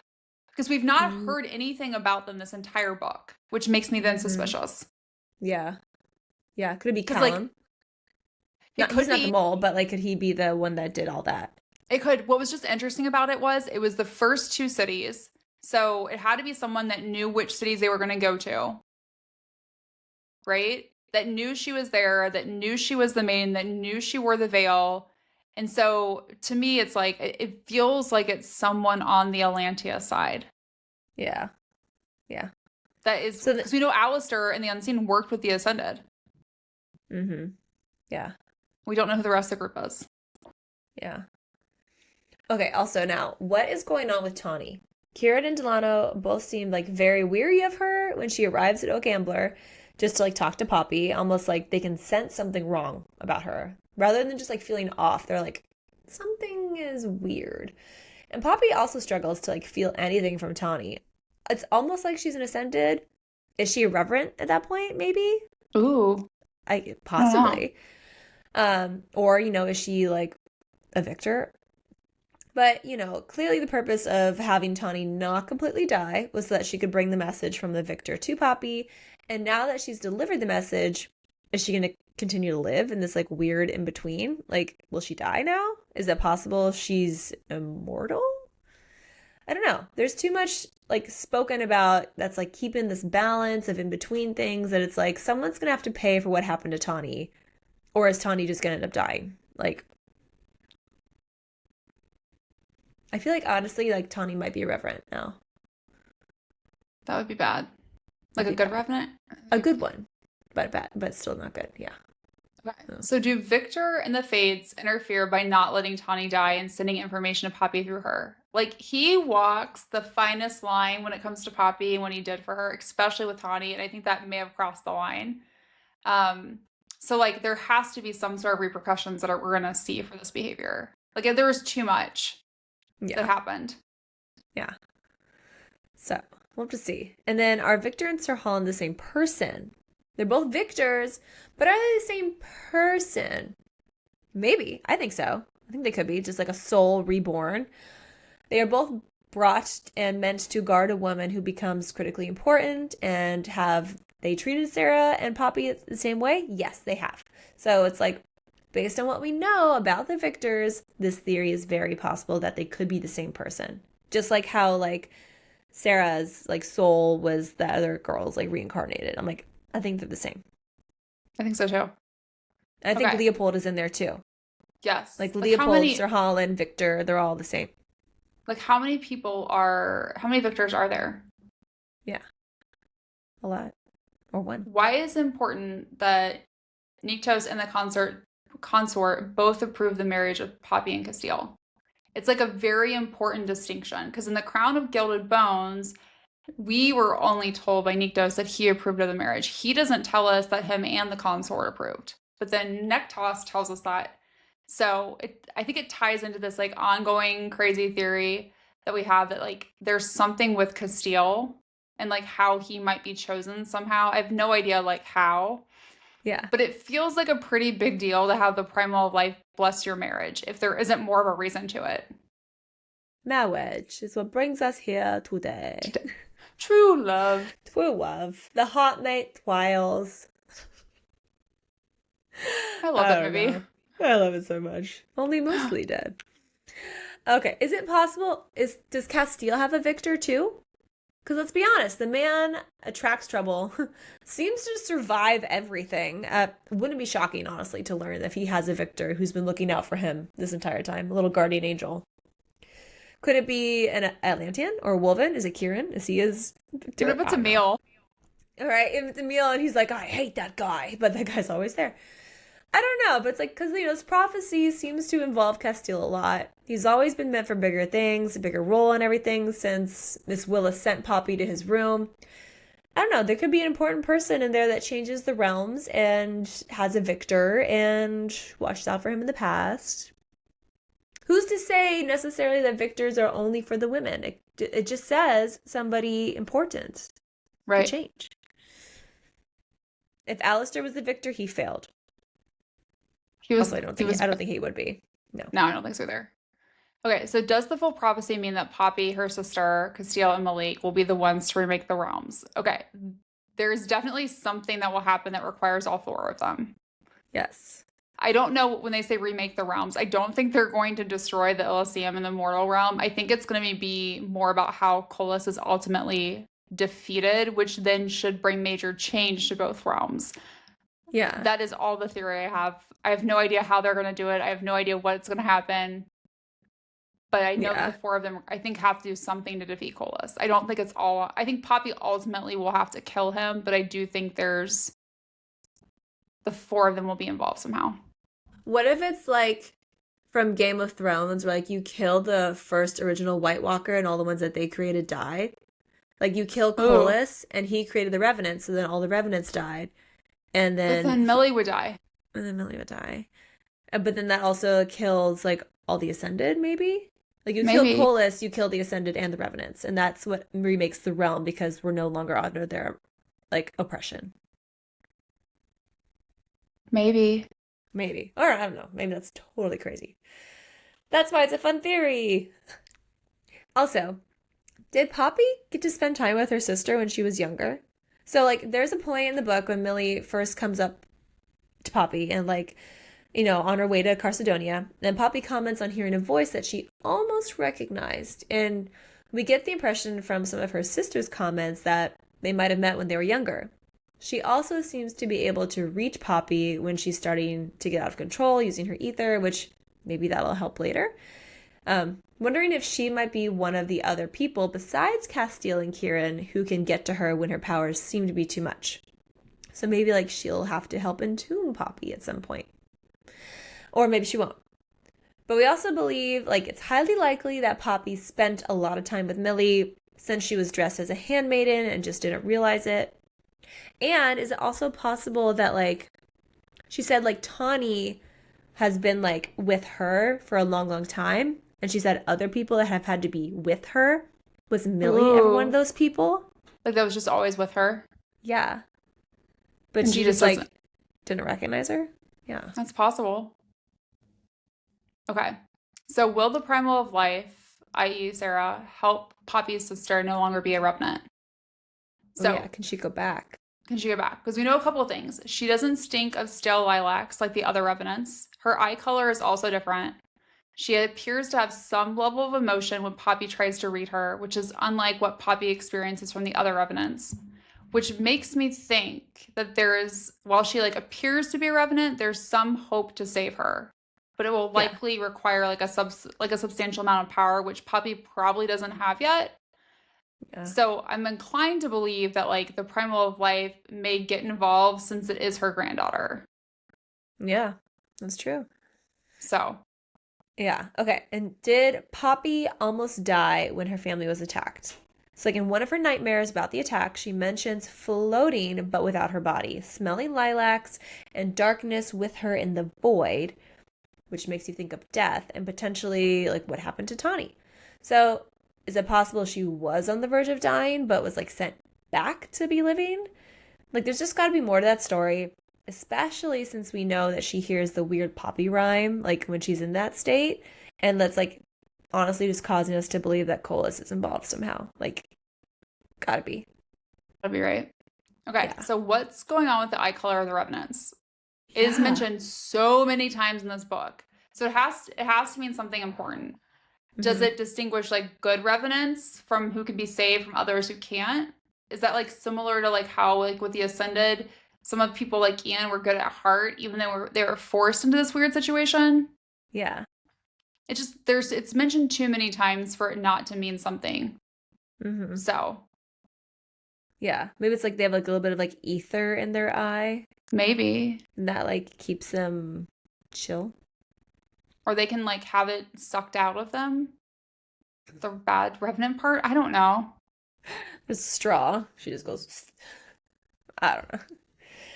Okay, so what is the importance of love stopping death between Nyktos and the consort?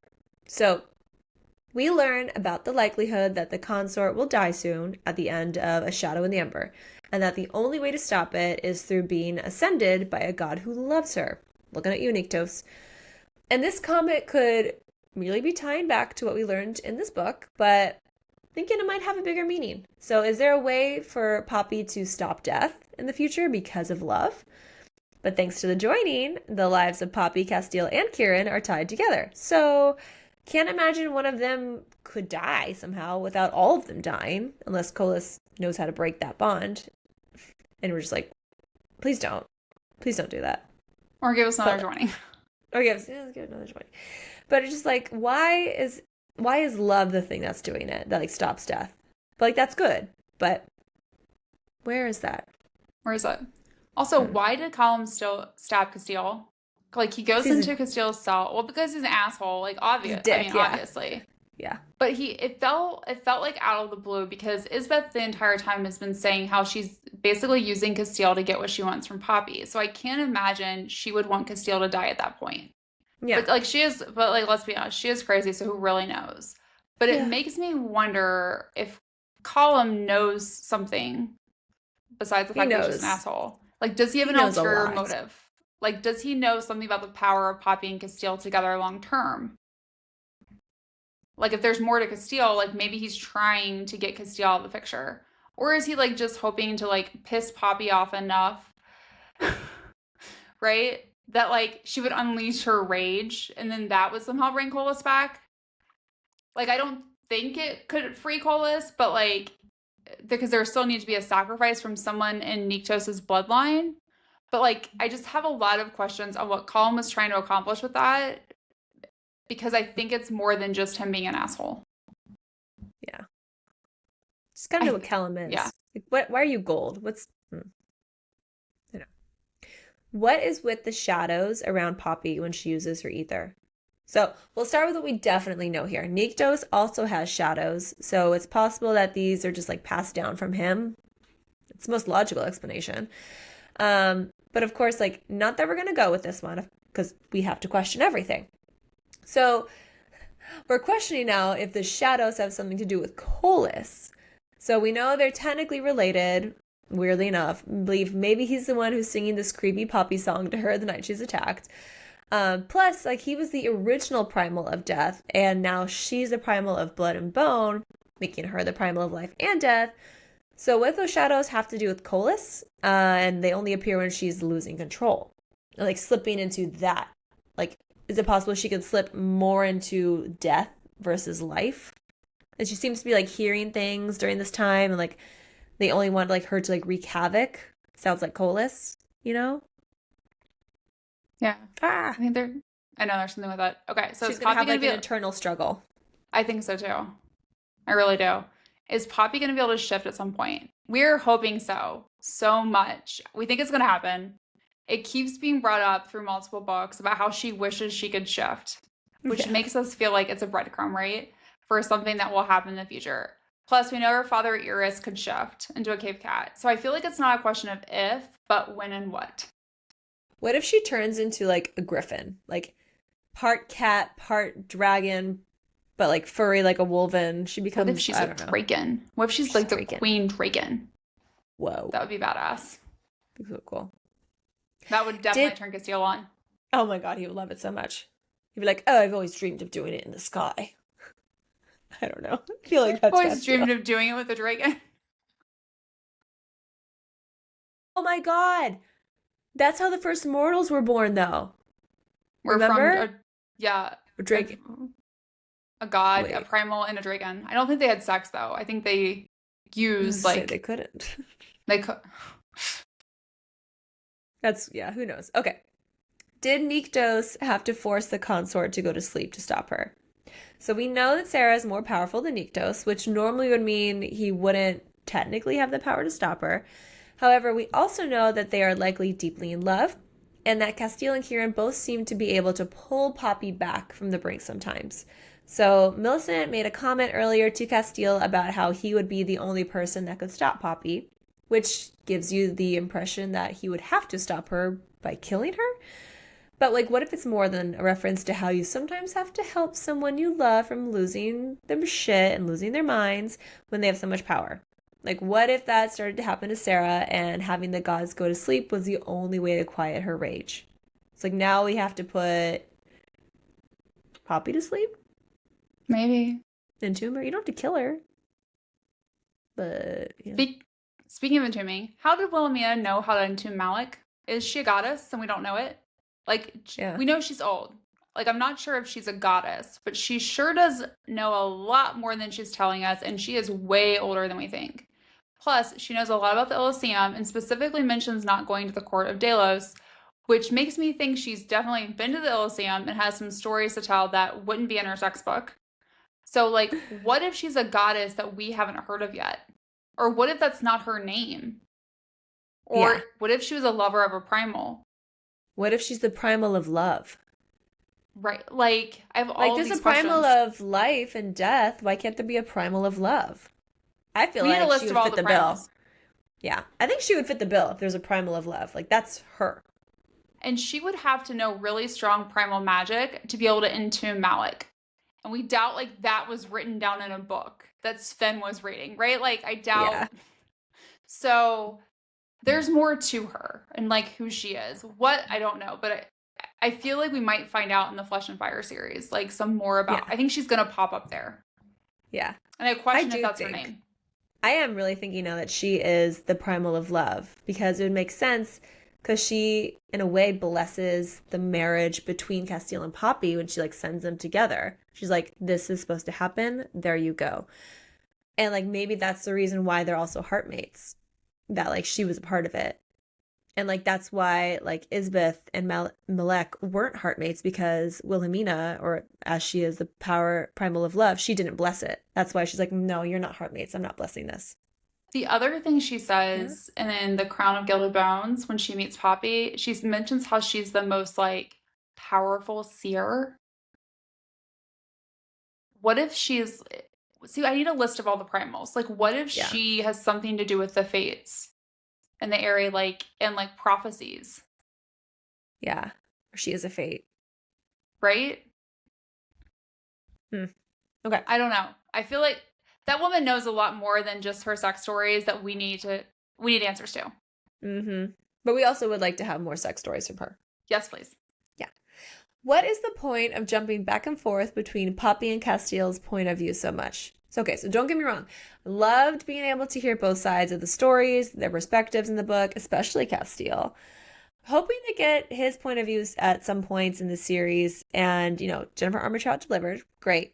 But, like, I'm suspicious on how it was structured, and that might have something more into it. Like, for instance, most books switch point of views at specific chapters, and this one switches both between the chapters and even, like, in the midst of a chapter, and you're like, okay, there's like definitely scenes where it makes sense to see Casteel's point of view, like when he's being held captive. But then there's times where Poppy is present with him and yet we get his point of view. So it could be nothing. We have a feeling that the scenes where we get Casteel's point of view and not Poppy's, but both of them are present in the room, are important for some reason. But it's just like a lot of back and forth. And I'm like, what? There's a method to this madness, but I don't know what it is yet. I think she's hiding things from us that she doesn't want us to see. Yeah. By switching POVs. Yeah. Okay. So will Poppy eventually be able to heal the beings of two worlds? We know that she can't currently do this, but her grandmother Sarah can and helps. That's how she helps Poppy bring everyone back to life at the end of the book. We also know that Poppy is the true primal of life and death, which we've been told, the primal of life can do it. So she should be able to do that once she comes into her full power. How long that will take? Great question. No answer for you on that. We'll know it when it happens, according to Reaver. Right, yeah, you just know it. I'll know it when I see it. Cool. Will Kieran ever have to entomb Poppy? We seriously hope this never has to happen, but got a bad feeling about it. It's there, you know. Similar to how we trust no one, we also assume the horrible things like this are probably mentioned multiple times, and they will eventually come to fruition. So, not ready to handle this type of emotional damage. So it better not freaking happen. Plus, it will seriously destroy Casteel, which will just, like, destroy us and just not happy. I can't even imagine how distraught Kieran would be if he has to do that, too. Like, here's a plea to Jennifer Armentrout. Please do not entomb Poppy. Or if you have to, entomb all three of them together. Then they have a happy little 3-fuck family. But not in Deity Bones where they can't do things together.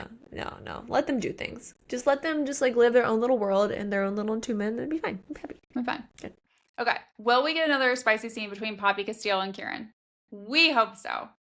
We hope so. We always want more spice. Plus, we get the sense that all three of them are intrigued enough to want to do more with each other in the future. So we're hoping it happens, and we would like to put in our request for even more details. Yes, please. Who is banging on what door? Exactly. And for how long? Yeah. In terms of what's next, if you've enjoyed this book, we think you'll also love, obviously, the rest of the Blood and Ash series, as well as the prequel series, Flesh and Fire. We're super obsessed with this entire world. I cannot wait to dive into the next book on the podcast. We're covering all the books in both series over the next couple of months. And then if you haven't read ACOTAR, you definitely should give that series a try. This book reminded me a ton of A Court of War and Ruins. Mm-hmm. And join us next week when we dive into the world of contemporary romance and discuss Till Summer Do Us Part by Megan Quinn, where there is a piercing down there. So, Casteel, watch out, buddy. You haven't met our other good friend. Happy reading. Happy reading. Thanks for listening to Late Night Reads. Don't forget to follow us on Instagram, TikTok, and Facebook at Late Night Reads Podcast. And check out latenightreads.com for even more information about all the books we're reading. If you loved today's episode, make sure to subscribe, rate, and review our podcast. And share the show with your fellow book lovers.